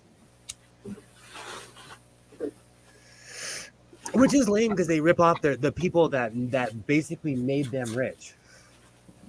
Yeah. But that's sports, That's everything, it feels like. I feel that way about concert tickets. It's one of the reasons I don't go to festivals anymore. I'm not going to pay $400 to go see, like, I love Ozzy. I love all these people, but I'm kind of over the gouging. Speaking of festivals, I just saw that they're trying to do Fire Festival too. I'm like, who's going to be dumb enough to sign up for that? Do we need a tutorial on how much of a disaster the second you said that, I thought of Ja Rule, the ContraPoints video, and that day that was the most famous day on Twitter. I was so glad that I was there on that day on Twitter. Like, there were like, one of the insults were like, oh, these rich, like, I don't feel sorry for all these rich millennials. Like, people were losing it that day. Oh, Prices are mental, Alibaba. That's why that's why I'm glad that Isaiah doesn't like going to hockey games.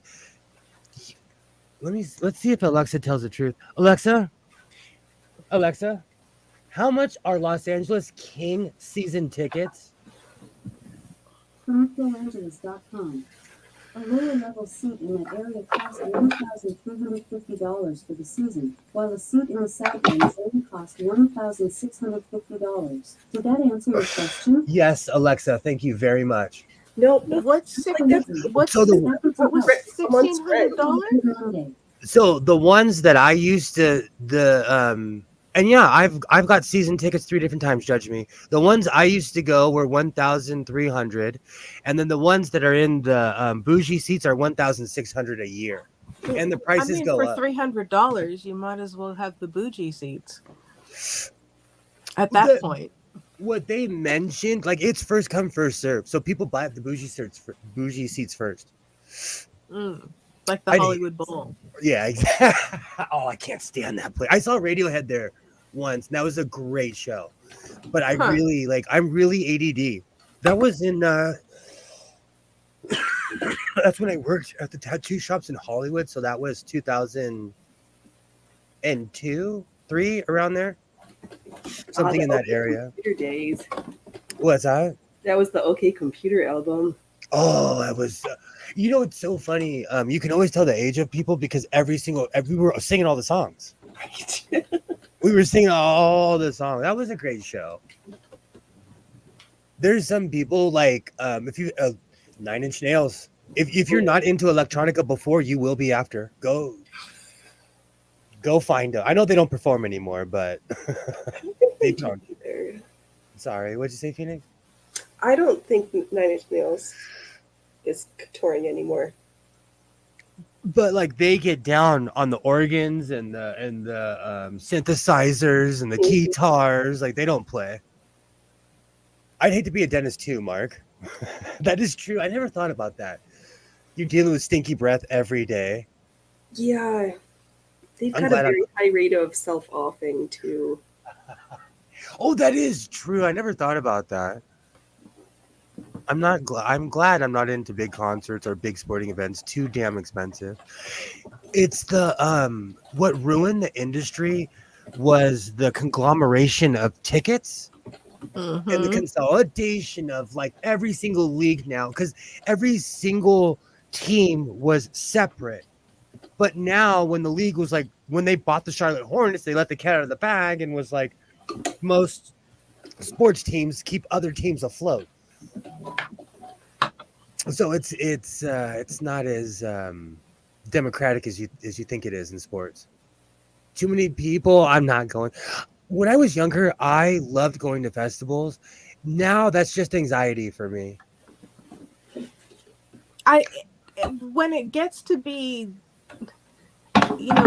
6 bazillion concerts and you can't get a good viewing point from any of them, and you're tired and you're dirty and you don't have a good bathroom. I was gonna say I start to yeah, that's when I kind of lose interest. Okay, but sorry, could you, like, when people leave Coachella, they sit in the parking lot, they sit in the parking lot for 8 to 9 hours. No. Wow. That's average. And this guy, I heard a story recently where a guy, these parents brought their daughter to Coachella and they lost her. And so they locked down the entire area and they were sitting in their car for 27 hours. Oh my goodness. This was Coachella 3 years ago. Yeah. And so every time I hear these stories, I'm like, I am not going there ever. No. But even Dodger Stadium, if you park in the front, you're looking at least an hour to 45 minutes before you leave the park if you don't leave early. For something like that, you just have to say, okay, I know that I'm going to be a while, so I'm not going to rush to jump out of my seat, take my time, see if I need a souvenir, bring a book or an iPad or something, and just wait it out rather than sitting in the maze of traffic to leave. Oh yeah. I just remember like being, I've never seen the Grateful Dead, but I was dragged to some Dead shows after Jerry died. So at least like shakedowns. At least there was like the lot was fun to hang out in while you waited. It wasn't. There was stuff That's to like do. fish. Did you ever get into fish? No, I've never. No, I don't love a jazz band. It's just not my. I just don't like it. When I was 17, I met a woman whose name was Sarah. Okay, I want you to paint this picture. I was 17, she was 32. Oh, Oh my.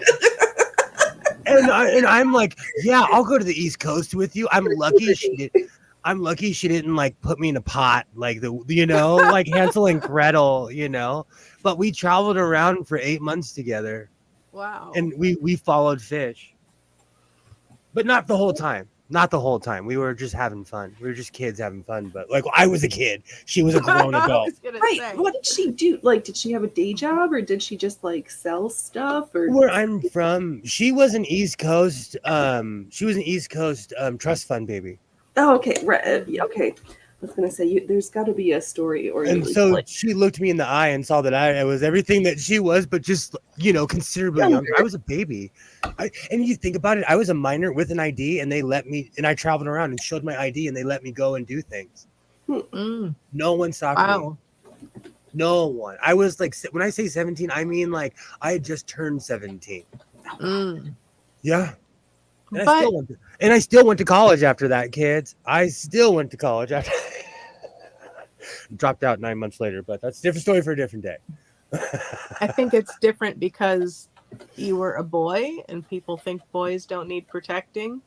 And then, different time, different standards. I wouldn't let my son just disappear no. for like the bulk of a year. Yeah. Even It if was a he different 13, time, You though. could still call him every day. Oh, that's like he's getting a phone for his birthday. He's gonna hate me. He's gonna hate his phone. He's gonna hate his phone. The second he finds out he doesn't pick up, I'm gonna freak out. He's gonna hate his phone. He thinks it's a present for him, but it's a present for you. Yeah, exactly. I think about that all the time. Like me and my cousin, I would tell my mom I'm going to my cousin's house, and I would go to Mexico with my friends. Oh. I would be catatonic in the hospital if my son did that. Like, you'd have to strap me to a chair and I'd go there to find him. Just to grab him by the ear. Give him a flip phone. Do you know what's really funny? Do you know what's really funny, Kilroy? I want that new weird flat screen flip phone. The one that unfolds to the bigger screen? Yeah, the flexi screen. The only reason I don't get it is because I know I'll break it. It's not will you break it, it's when will you break it. Replacement insurance, maybe? I fall over things. I like to dance a lot. I put things on my lap and then stand up. I have that bad. I don't know why. I have a bad habit of doing that. Yeah, you need an apron. I do. I'm laughing because I keep on looking for a pattern, and even my son was like, "You don't need a pattern for an apron." Right.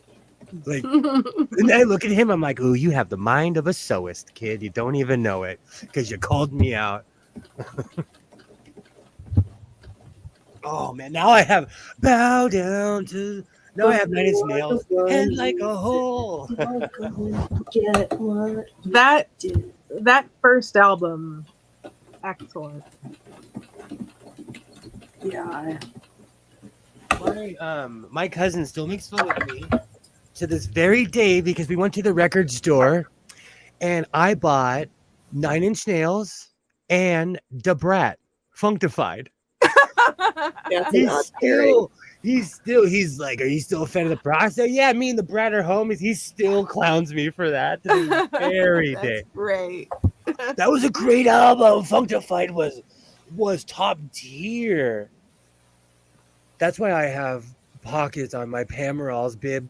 I need to start doing that. I am a naturally I'm a goofy person. I fall, I drop things. I am a natural goof. I am 5'9" with size 13 shoe. I wear a 13 and a half boot. I'm a hobbit. And so I need pockets because I'm a natural goof. That was so over the top. Oh, whoops. Here we go. The way that screen folds is doomed to fail. I'm true. I'm true. That's true. Because I am a goof. I'll break it. Because I watch these commercials and like when I see the flip phone, it brings me back to a better time. Did you have a flip, Water? Um, no, I didn't. I had like one of the candy bar phones for a while, and then I had one of the ones with the slide up screen. Oh yeah. I had I had one of the who made it? I think it was like a house phone by Verizon, but it was actually really good. It was kind of like almost like the precursor to something, like an iPhone or whatever like we have now. So it had like a big screen and it was actually like a little computer and you could turn it sideways and push it up and there was a full keyboard. It was great. Alibaba and I are both jumping because we was it the Motorola phone? The candy bar one you had, was it the Motorola? I think it might have been. I had that. I had that. I felt like I lived in the future when I had that thing. Yep. But it only had like 30 minutes on it. That's back. Why are you calling me? I discovered the hard way. That's back when you got charged every word for texting. Oh. And I didn't know. I was such a rookie to life. That's when I lived in Oregon. I did not know. Oh, those were good. Those were good days. I miss my What sublime are you thinking of, JL? You know what? Pam got me going. Like I do need to add more pockets to everything. I'm surprised I still have my cell phone not smashed. Like I haven't smashed the screen or anything. Needed to pay $20. A text. It was like there was one time I had a $400 bill and they cut my thing off because I couldn't afford it till my next paycheck. Oh. Oh yeah, they did installments back then. They'd work with you.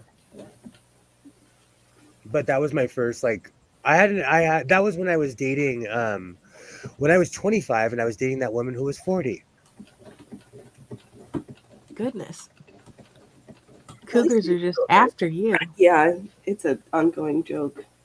They still walk up to me to this very. I am cougar bait. I am like, there's the only. I date older women because they're the only people who walk up to me. Ah. Right, because all the young girls, if you're not a part of the 666 club, they're not they're not interested.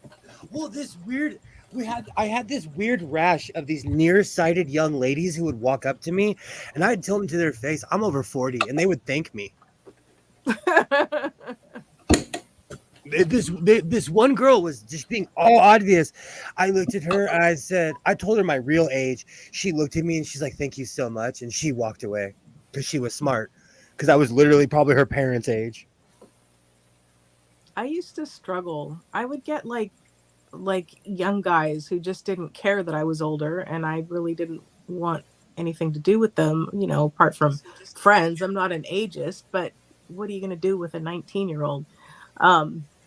But The age difference like, is, I didn't think it was a big deal, but it is, Waternay. It is. yeah, like you're just in different places. Like there's not anything inherently wrong with being young. It's a different place from when you're older. And but yeah, I couldn't find guys my own age because they didn't want to give me the time of day because the ones that were not creepers thought I was too young for them. Do you think that there's something wrong with people who date out of their age? No, I mean there was a 19-year age gap between my parents. So like I think that everyone is different. Like you can tell when someone is being young and stupid or when someone is being like old and creepy. Like, Yeah. Obviously I have issues with that. But like I couldn't. It's just I don't know. Why are you confused, JL? It's one of those things. Like a while ago, I went on a date with a young lady that was 29, and we were from different planets. mm-hmm. So I mean, you can find ones that you have something in common with. So, like, I wouldn't have a problem with you dating a 29-year-old just like on principle. That doesn't get me all up in arms like it does with some people. But I think it's just hard to find someone that you're kind of in the same place in life, looking for the same things. And I think that's what it is. It has to be in any relationship. It has to be like you're kind of like going in the same direction. yeah. My parents have age gap as well. Yeah. What My was father, theirs? I think like 13, 14 years or something. Mm. But they met each Did you other say you? later. They met each other later in life, though. You know. It's a different thing when you're older, I think. I mean, to an extent. You know, if someone's 40 and then the other person is ready for retirement, that can cause some difficulties. But Oh, JL, here at the Godless Sewing Channel in this sewing circle, I'm a chatty Cathy, so I love to talk about everything. I am all over the place. It's my natural nature. I go from like, ooh, look, there's a squirrel. Like I get so distracted. We went from good to rats to COVID to dating. It all works out. It's the digression. I knew a couple that had 20-year diff and quite a few similar likes. Two peas in a pod. They just broke up. They're at different stages in their life. Do you know my uncle? A really embarrassing fact. If you guys want to point and laugh, I was the first person to get a divorce in my family with my last name in 600 years. oh wow. Because my family kept such weird extensive records, and my uncle, who's in his 80s now, was the second to get divorced. He divorced my aunt I knew my whole life, and both of them were in their 70s acting like they're kids because they went out drinking. My old aunt went and got a sugar daddy. So he was like 1 foot in the grave, literally. She married my uncle like was the rich uncle, but she married this guy who was a millionaire. I think that's why I enjoy your channel. Thank you so much, Pam. That puts such a smile on my face. I love your channel. Ever since you took apart that, like, you were my hero that day you took apart your washer, I think it was. Like, you're so brave. I do that for a living, and you literally have to, like, drag me to the washer to do it. Oh, thank you so much, Pam. I've been single for so long, I think I've forgotten how to say. Do you know what? It's so funny, JL. I said that to Waternay. Like, I've been single so long that I have annoying habits that I know will annoy somebody else. I do too, Like- but I've had 25 years of having to live with the same person, so it's okay. See, Phoenix, but you have. Oh, it was your dryer. Phoenix, you have what everybody wants, though. And anyone who says they don't, they're lying. And I mean, human is 11 years older than I am, so I also I've got all the things. I'm like big age difference. See, my parents were like that. 21 when we met. Oh, it was your dryer. Still, Pam, like, I was like, you on that day, I was like, Pam is like, to take on a challenge like that. That was, I sat there and watched that whole stream. Thank you. Thank you.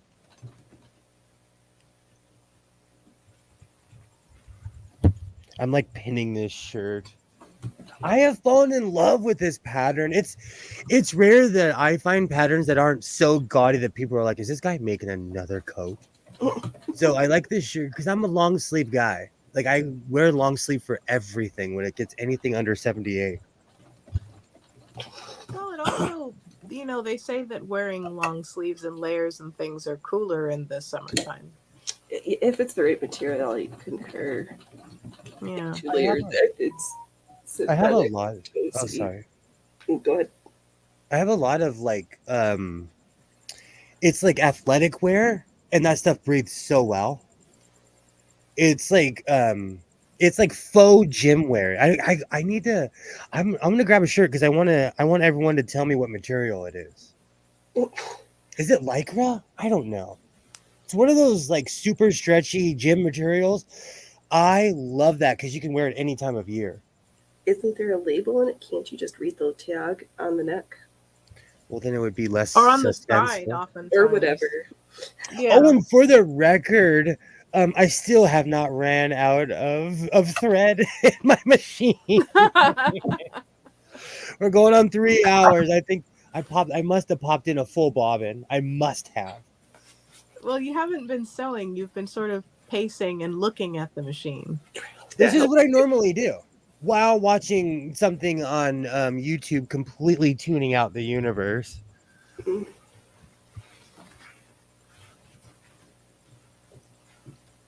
I have a silk blend that is so nice for cool weather. It keeps you very warm, but also cool if it warms up exactly. That reminds me.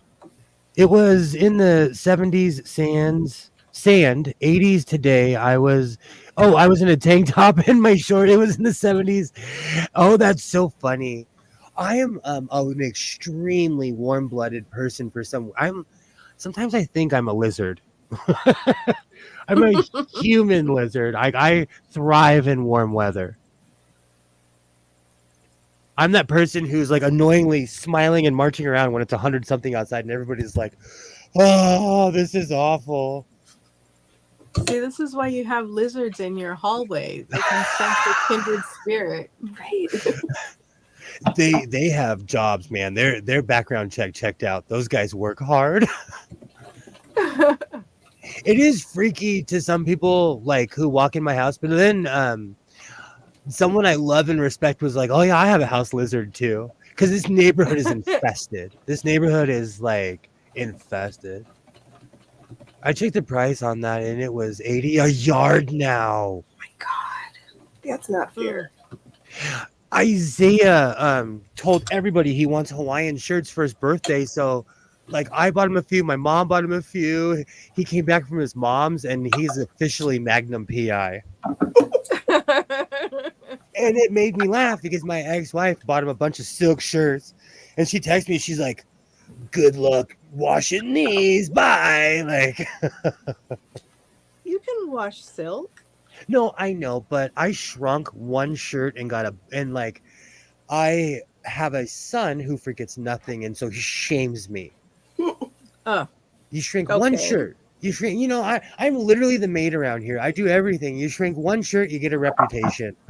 I was going to say, sounds like maybe it's time for him to start doing his own laundry. Right. That's a good it's really funny you would say that. The reason I do my own is because I was so picky with my clothes. My mom grabbed me and was like, bro, let me show you something. This is a washer. This is a dryer. Same thing. My mom did not play. No, and she was tired and her back probably hurt from all the other loads of laundry done over the years. I'm surprised you didn't make him some Hawaiian shirts. He's like weirdly picky. He, because he has ASD, he like I keep on trying like to get him to pick out a material he likes. Because he likes the soft, silky stuff. I'm like, all right, I can get faux stuff like that all day long. He more or less likes like the tough guy stuff I make for him, like the vests that make him look tough when he's walking down the street, or he has a bunch of denim vests. I know that's shocking. Wash your own damn clothes, kid. My mom, when I think it's because I had such older siblings and she was sick of them. She was done with them. But my mom lined us all up one day. She made me show her that I knew how to cook an egg. She took us out to the washer. She made us show that I knew how to wash, and she was like, I quit. You guys suck. I quit. My mom she was tired, but she told me years later she was tired of unappreciative kids. And I was literally like number 9, and she was already over 7 and 8. Well, a little thanks goes a long way. My friends were big on that, so I say please and thank you. I still say ma'am, and it's an issue because people aren't polite in public anymore. Mm. Or people are always like, "Oh, I'm so shocked at your how polite you are," and I'm like, aren't we supposed to be polite? Like, I mean, It's shocking sometimes. I was back when there was still the 3-day blinds. I was leaving the 3-day blind store. I had done a pickup, and so I had my arms totally full of blinds. Like I'm balancing however many boxes, and I got to the door, and it was a glass door. And this couple walked by. Both of them turned and looked at me, and they just kept walking. oh, And neither of them thought that, hey, maybe she might like help opening the door. that's why I want to go live on the moon in a big pod with a bubble helmet. Oh, I'm the definition of an oops kid. My pops was a year older than I am now when I was born. I couldn't imagine having a child right now. He was a senior citizen by the time I was in high school. Mm. I would have held the Yeah. door open for you. Thaw, Pam, you're so sweet. I'm the same Thank you, way. Pam. Clearly, you were raised right. People are so rude, though. Do you think it's regional, though, Waternay? Well, actually, no, because I lived in Oregon and people were just as snotty up there. yeah, no, I think people have just people forgot how to be considerate. Yeah. I know I this mean, I is gonna. think that. Oh, sorry. Go ahead. Oh, just, I mean, we were kind of talking the other day, like different regions have different standards for what's considered polite. So you kind of can't judge one against the other. But I do think that there are also, sometimes the people have a standard and they still don't adhere to the standard of their region. Oh yeah, because And there's drinks especially, everywhere. yeah. And I think that people are having a rough time coming out of the whole COVID thing and the current events. And Okay, but and I asked this as first as like devil's advocate, and someone said this to me the other day. When do we stop using COVID for people's crazy behavior? It's well, long. I And mean, I don't count it as like it doesn't give them a pass, but I do think that it maybe is a bit of an explanation. No, I think we're just seeing it more because it just got shoved in everybody's faces. People were home with nothing better to do, so we're like, and we're gonna go Instagram Live or we're gonna record this because Right. what else am I gonna do? So I think it's just we see it more. I think that would make a nice shirt. I'm gonna go back and get that fabric. I just have to that store was overwhelmed when I went last time. My kids' school has the kids open the doors for their classmates. See, that's teaching them to be better people. No, people have lost the art of exact public manners. It's really weird to me because some people don't know what to say when I say excuse me. They just look at me, or I say, "Oh, I'm so sorry." They just stand there like I'm trying to be polite. The West Coast has always seemed to be less polite for a long time. Here, where I am at, that nobody's polite anymore. Complaints don't apply. Yeah, people. I was gonna say that, like California. Actually, people were real. At least to me, from my experience. But I don't know. I had a really token experience. I don't know. People were really nice to me, and it just seems like society has kind of gone.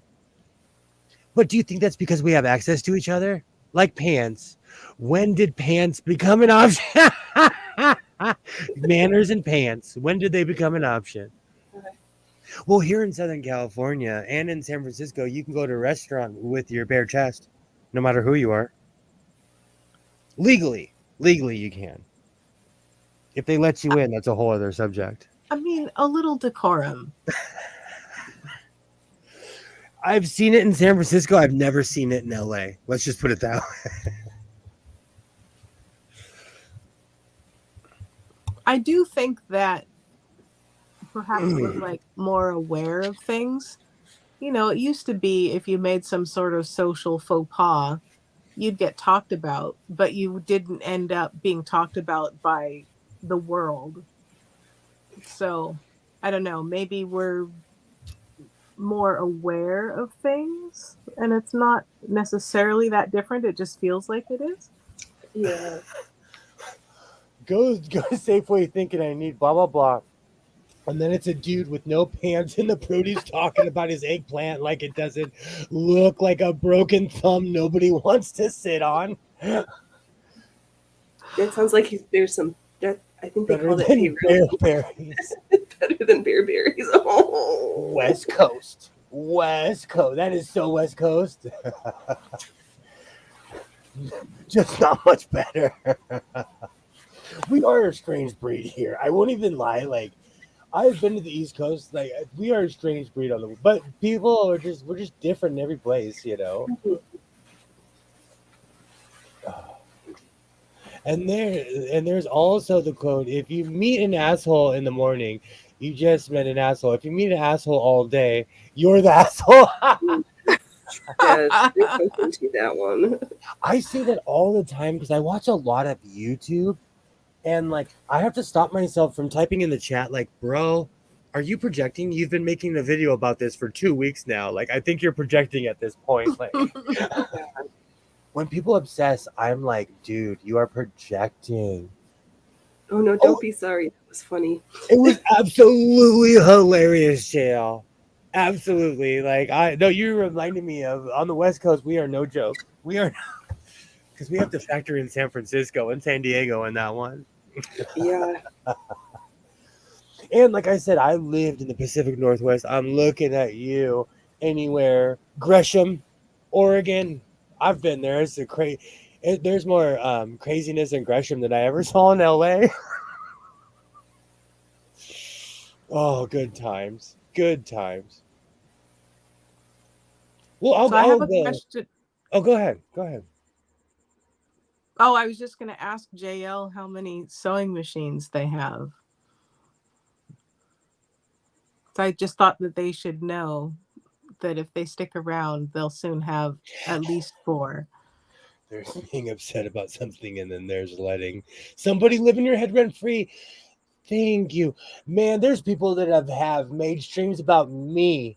I'm going to tell you, like, I say what I have to say, and then I literally sit in my house. I'm watching Murder, She Wrote, and sewing. I'm more concerned about Angela Lansbury than drama on the internet. She's in this one remake on YouTube that is I think is it the HMS Pinafore? No, it's what's the other one? Pirates of Penzance? Thank you. It's on YouTube. Angela Lansbury, I think. Oh, what's his name? Something Klein. It's from the early 80s. Kevin Kline? Such a good movie. That's yes. what I'm more concerned about that than drama. Don Knotts, Shakiest Gun of the West. I watch that movie when I'm having a bad day. Oh goodness. There's been some people I've had to excommunicate some people out of my life, and like it's weird when people have hate streams. It's just weird to me. Tinfoil hats are needed. I sew by hand with dental floss. I actually saw someone repair something with dental floss, and it was one of the best patch jobs I've ever seen. I was like, wow, I just learned something today. Good strong cord. It is. Lots of people just never get the memo that the internet isn't real. Thank you. I say that all the time. Take a deep breath. The machines are terrifying to me. Do you know what's really... you need to get a beauty like this. A nice old-fashioned hand crank that drives nice and slow, simple to fix, no electric motor. She's quiet. She's a dream. I'd go for a white rotary. I'm gonna look up the Ghost of Mr. Chicken right now. I need something new to watch. The Ghost of Mr. Chicken? Oh, a Don Knotts movie. Okay, no wonder it was uniquely titled. Oh, is that part of Oh, it popped right up. Heck yeah. Heck yeah. Oh, you're back, Sydney. Hello. Hey, Sydney. Don't be sorry. I'm going to end it in about 25 minutes. Don't be sorry at all. We're just having a good time. We're talking about the things that we do instead of drama. We sew and watch old movies. And now I'm going to watch a Don Knotts movie. We put that in watch later. You saw a white rotary hand crank at Goodwill, JL? Ooh. Oh, Did you buy it? Oh, I would consider. It's. And you know what the funny thing is? Goodwill prices, they have this really weird base of $24. So most people only pay $24 for those machines. If I start watching a stream that they keep being horrible and heading on people and calling people out, I will go watch something else exactly. And if it happens too much, I unsub. Thank you. I'm the same way. I'm here to like show the stuff I sew, have a good time, and meet people who sew, you know. That's like literally why I started live streaming, you know. Oh, hating. Okay. I want the drama. Whites are better than singers. Come at me, bro. That's drama. That is drama.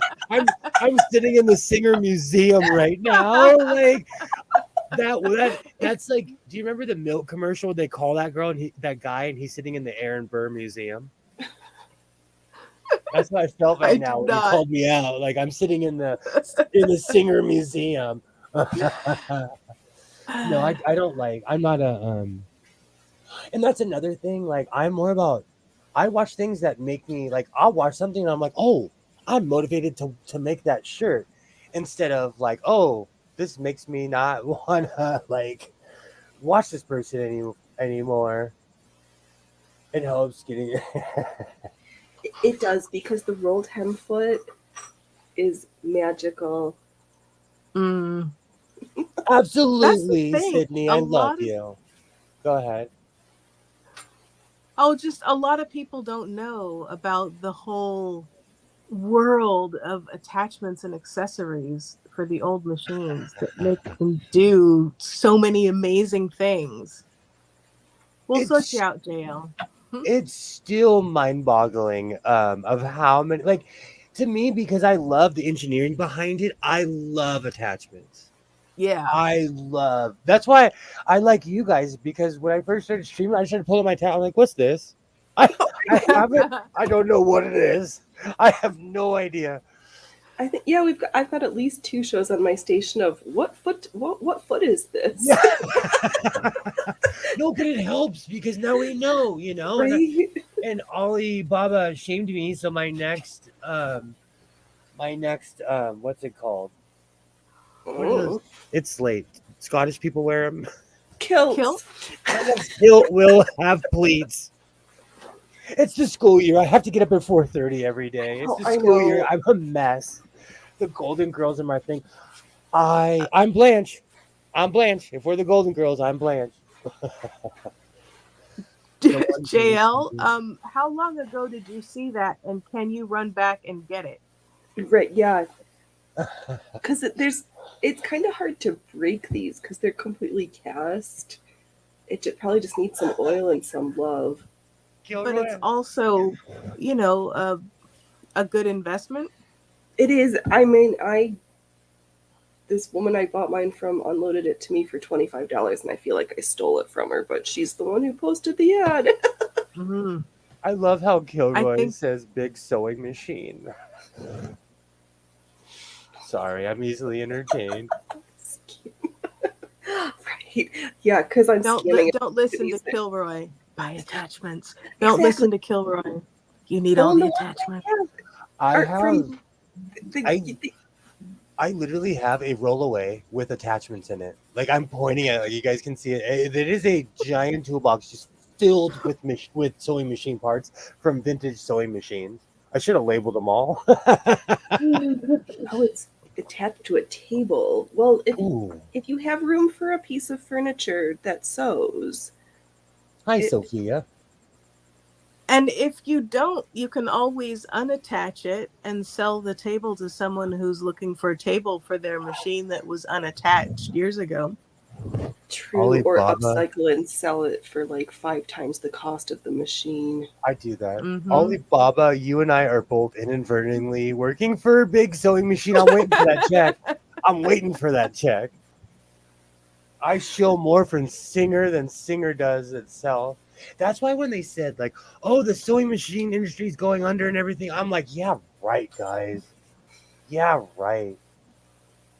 And if it does, then we'll all get really good machines at a killer price. I was a big sewing machine hoe. I'm a label hoe too, even though I make my own clothes. That's such a lie. Like I'll wear Kirkland brand, I'll wear Walmart.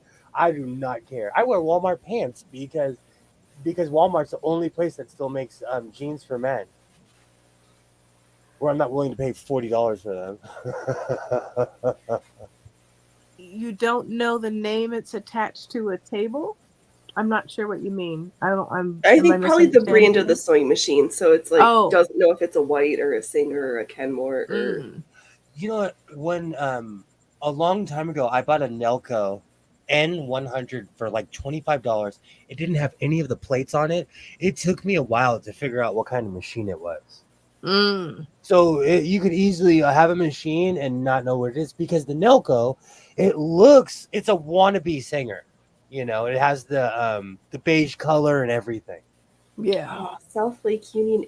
You live in the sea. Never mind. But I've been to that area of the Seattle metro. I was about to say, I know where It's a JL. race. It's a race. Get it before Phoenix does. Oh, I'm not driving 12 hours to go pick up a sewing machine. I don't live that close to Seattle right now. I would. I'm crazy. When JL made the comment about someone like being naked at the grocery store, I was like, yeah, that's West Coast because like I've been to Seattle. But the same thing happens in Oregon. Same thing happens in LA. Same thing happens in. I've actually watched a documentary about Sacramento the other night because I don't sleep, and I will not ever live in Sacramento. And I have a good friend who sells houses. He like is this total yuppie, and like I sent him a message. I'm like, "Is Sacramento all of these things?" And he's like, "Yes, yes, it is." And then some. And he lives there, but he acts like everything's okay. Well, if you got to sell real estate there, you got to put up airs or people are not going to buy your product. I remember all that you were hearing about downtown LA, and it's like, sure, you can find that, but it's not like everything is like that there. I don't know. Maybe you're only getting half the story for Sacramento. That is true. And like I said, like I always say, downtown LA, I was so surprised. The streets are like, but they do that for a reason because in 2018 they had, no, I think it was 2017 or 18, they found a form of meningitis that hasn't been around since the medieval times. Oh. So they sanitized downtown. It sounds like you and Pam live the exact same distance from Seattle, Phoenix. Yeah, I'm probably more like 9 hours, but same difference. It's a more than I'm willing to, and I would just fly there because even though I'd get a layover in Portland before I can get up to SeaTac, but whatever. Oh gosh, Alibaba, if the bobbin is in a weird place, I'm like so lost on certain machines. I'm stumped on a German machine. Looks like a Gritzer Saxonia, but there are differences like the bobbin winder placement and the entire drive of the crank. See, stuff like that, I'm like, uh-oh. I have family in the Bay Area. Awesome. Go ahead, Varney, sorry. Oh, just that machine sounds really interesting. It does. There's quite a few machines. Like, I need to pull that Bel Air out the other side because if I can't figure out the machine, I replace the motor. But sometimes the motor is either too powerful or too big or something, and I messed up on this one Bel Air. But everything that should be on the right is on the left. It's the weirdest thing. I almost want to call it a left-hand sewing machine. I was going to say, did it come from Australia? But because I'm weirdly left-handed, I use my left hand for everything. So to me, all sewing machines are left-handed. You know, if everything is on the left, you take it and you just turn it around, and then everything will be on the correct side. Maybe you've got it backwards. You know, as you sew more, you'll learn these things. Crazy is worldwide. We just don't do it in the rain here. Oh, we just do it in the rain here. Speaking of crazy, I saw a picture of a woman who was like totally going, oh, in the rain. And she took her glasses off on Twitter, and I got a good look of her. Do you know who it was?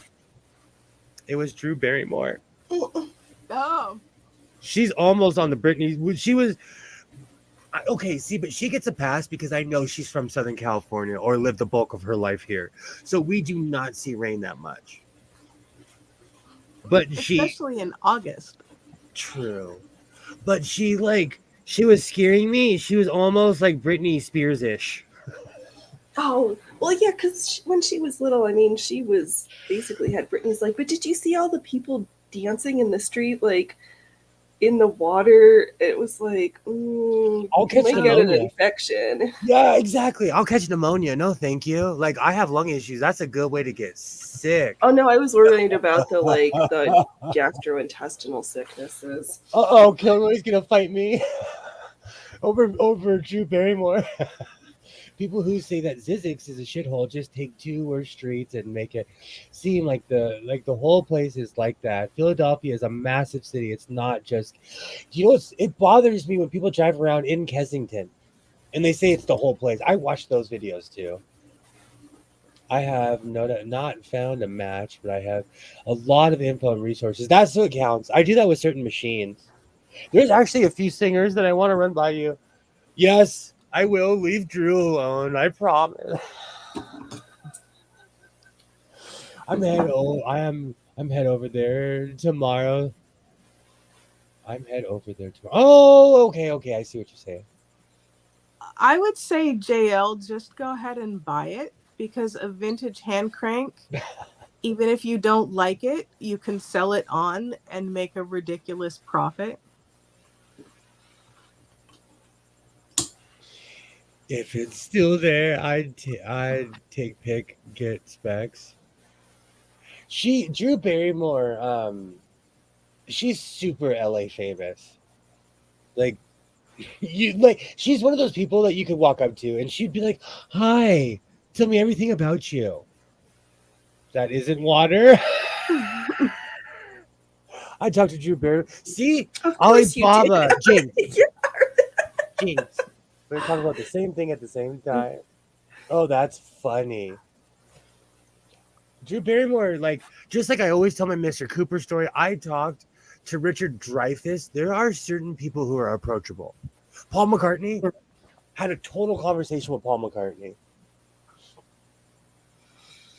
And in certain communities, people make fun of this guy named Amorion because they say he's always doing this. I met him in person and he really was doing that. This was 20-something years ago. Gestures and things. He was dancing. He was super famous back then, and I knew who he was. And I really wasn't watching TV or anything, but I knew who he was, and he was doing that thing. So when someone made a joke of him years later, I was like, "That's actually real." She was quite talkative. Thank you. She totally It was when she was going out with Tom Green. He's one of those people that I think that are just two completely different people. There's the guy who eats stuff off the street. Then there's probably the normal Tom Green. I got mad at Tom Green several times. Tom Green scares me. Those old shows, I'm not one of those people who run up on the street. I'm jumpy. And Tom Green, in the 90s, he would literally run up to people.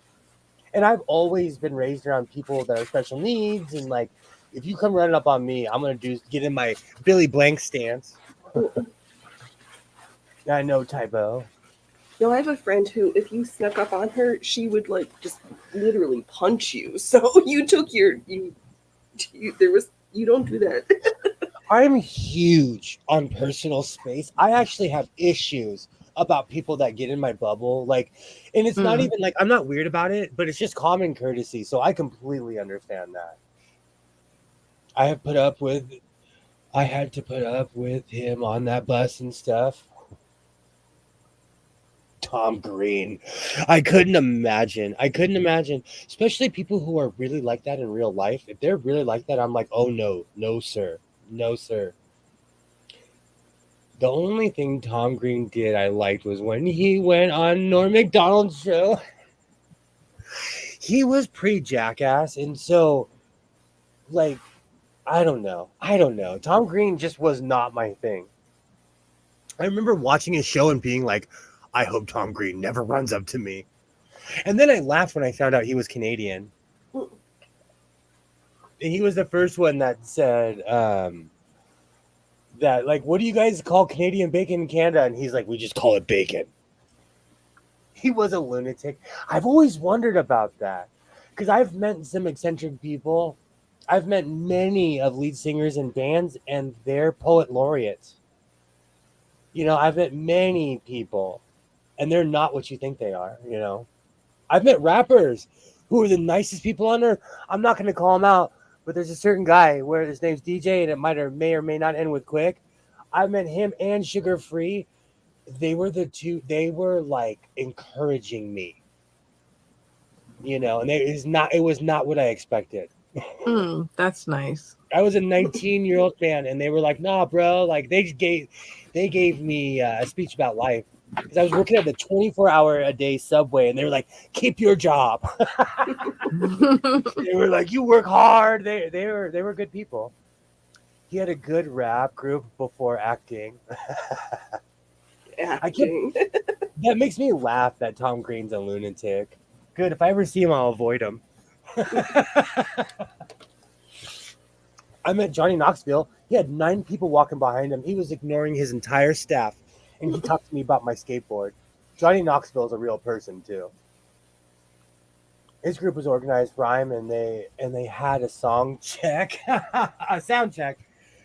No, a song check. I don't have my glasses on. Nope.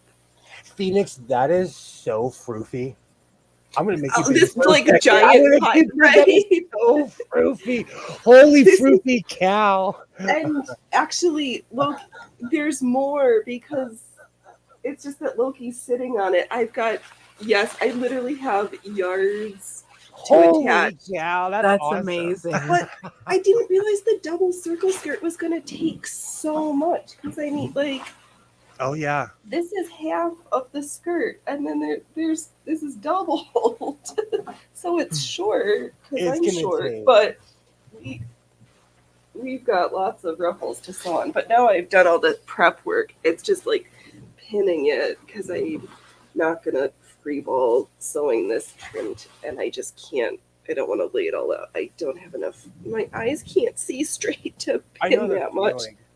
I think it's important to show people how much yardage it takes to make something like that, you know? Yeah, I underestimated. What is the sewing machine called with a hand cranked? It's just called a hand crank sewing machine. The one she has is a white rotary embossed. Yes. White rotary embossed. But but lots of different brands would come with a hand crank. Yep, the trouble is finding pictures, because that was what I was joking with Godless about, because sometimes you go and you look at listings and you get like pictures and you'll have 6 of them, but none of them are the actual front of the machine. They show you the back and it's backwards. That drives me crazy. Oh, this is good. Allie, 1 yard takes 4 yards of ruffle. Yeah, I must have at least 8. Is that going to be heavy? If it's in the table, probably. I mean, mine is not in a table, it's just in the case, and it's probably a good 25-30 pounds of sewing machines. I'd maybe bring a dolly or strong humans. I think Pam was talking about your dress. Oh, yes, that is going to be heavy, but it's going to swirl so much, and it's hot. This material does not breathe. It's all plastic. Oh, gosh. That's like my 100% polyester Star Trek uniform. It does not sweat. Literally, sweat beads come out from under my... I don't wear it that often. Uh-oh. My phone has given up the ghost. We need to just... food. We're almost there. What? Oh no, I'm just gonna come around and plug it in. we need to get together and start a textile mill. Yes, please. Somebody should, because fabrics these days are terrible. I have Like the fiber content. Alibaba. I think I probably have that same. I don't know how much I need to get the scale again. I'm gonna do that next on Wednesday when I live stream. I'm gonna pull that boat anchor out and see how much it weighs because I have a semi broken scale I can put a sewing machine on. Yes. So it'll be heavy but worth it. And it's so nice if you're new to sewing on a machine. The hand crank, it takes a little bit of work, but it's slow because it only literally can go as fast as your arm can crank it. So you use the other one to guide it. So it's a good step up from hand sewing. The speed's about the same. You know I live by the motto, let the fabric fly. I want a machine that's like smoke is billowing out of the side. Like. No, that's what happens when you sew without disengaging your rubber bobbin from the hand crank. I have a hand crank cobble machine. Awesome. Man. Oh, wow. I have an extensive collection of machines, but Phoenix has like inspired me to pull out my hand cranks. But I'm obsessed with the 1960s, 70s, and 80s sewing machines. It's the weirdest thing. I just love that era, the pre-plastic era, I should say. Mm-hmm. Yeah, no, I like the older the better. You can go super slow with a hand crank. Yeah. I was making Butterfly nervous with my sewing earlier. When she was like my home ec teacher. Yeah, mine would have failed me too. For my sewing style, mine would have failed me as well. Oh, I have to check my bingo card. Did you sew something on backwards? I did sew a French seam inside out on my ruffle layer, and did I take it out? No, because nobody's gonna look that close with this much glue. Okay, no, and I'll tell you why. Because I had a light colored thread in the bobbin, so it told me which side is the top and which side is the bottom. So it's for as much as I'm sitting here and yakking my face off, I did it correctly on every single one of them because I just matched the color. You're right. You always trying to ruin my hand cranks by hooking them up to giant engines. That's exactly what I was talking about. Just smoke billowing out of the side, like, all right, crank it some more, rah! Like, I am the Tim Allen. Sparklers and like. I use it to repair a pair of shoes. See, I want to get a cobbler so bad, and not the pie, the machine. So bad. Why not both? Well, the reason why, that now you're making me hungry again. The reason why is because I went to the boot guy and I was like, I have like 9 pair of boots, and he'd be like, okay, that would be $1 million. And I'm like, okay, I'm gonna go buy a boot machine. Just do it myself. I have an 1892 Singer UFA. Wow. So any pics need front view? So yes, they do need the front view. Here. Will you embiggen me? There we go. There's that's the front pretty. I love those. Yeah, with the crinkle finish. She's adorable. But and I just okay. Yep, that's the front of her. I was thrilled when I got an embossed and it turned out to be one of the bronze ones. Oh my god. The finish is, it's not perfect, but I'll take it. Oh, Westlake Ave. Oh my god. I know all those. I know that area still. I bought it off of Amazon. That's awesome. I miss the Pacific Northwest. I do. I just the weather would age me nowadays. I've dried out. When I moved back from Portland, it took me about a year to get used to the weather here. Because every time it would rain, I would be so hot I couldn't wear a jacket. Because I was used to it being cold and rainy, Yep.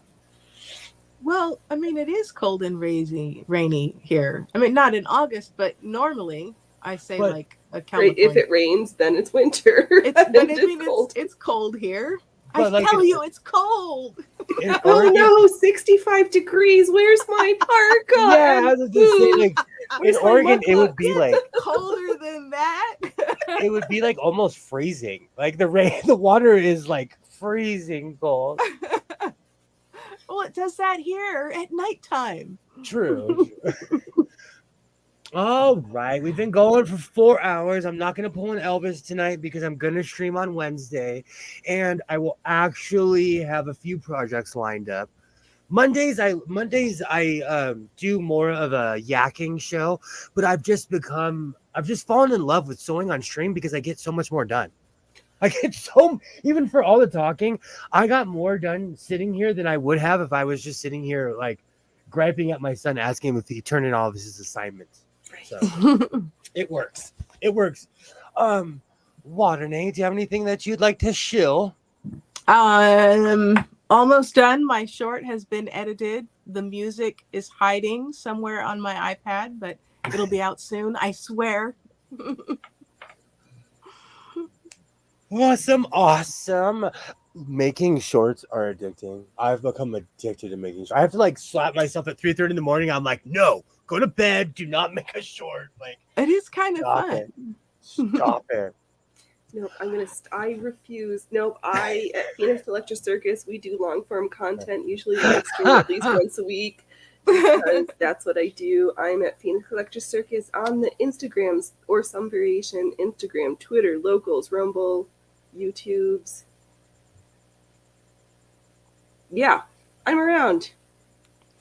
Pam, thank you so much for coming by. Thank you so much. I'll be streaming on Wednesday.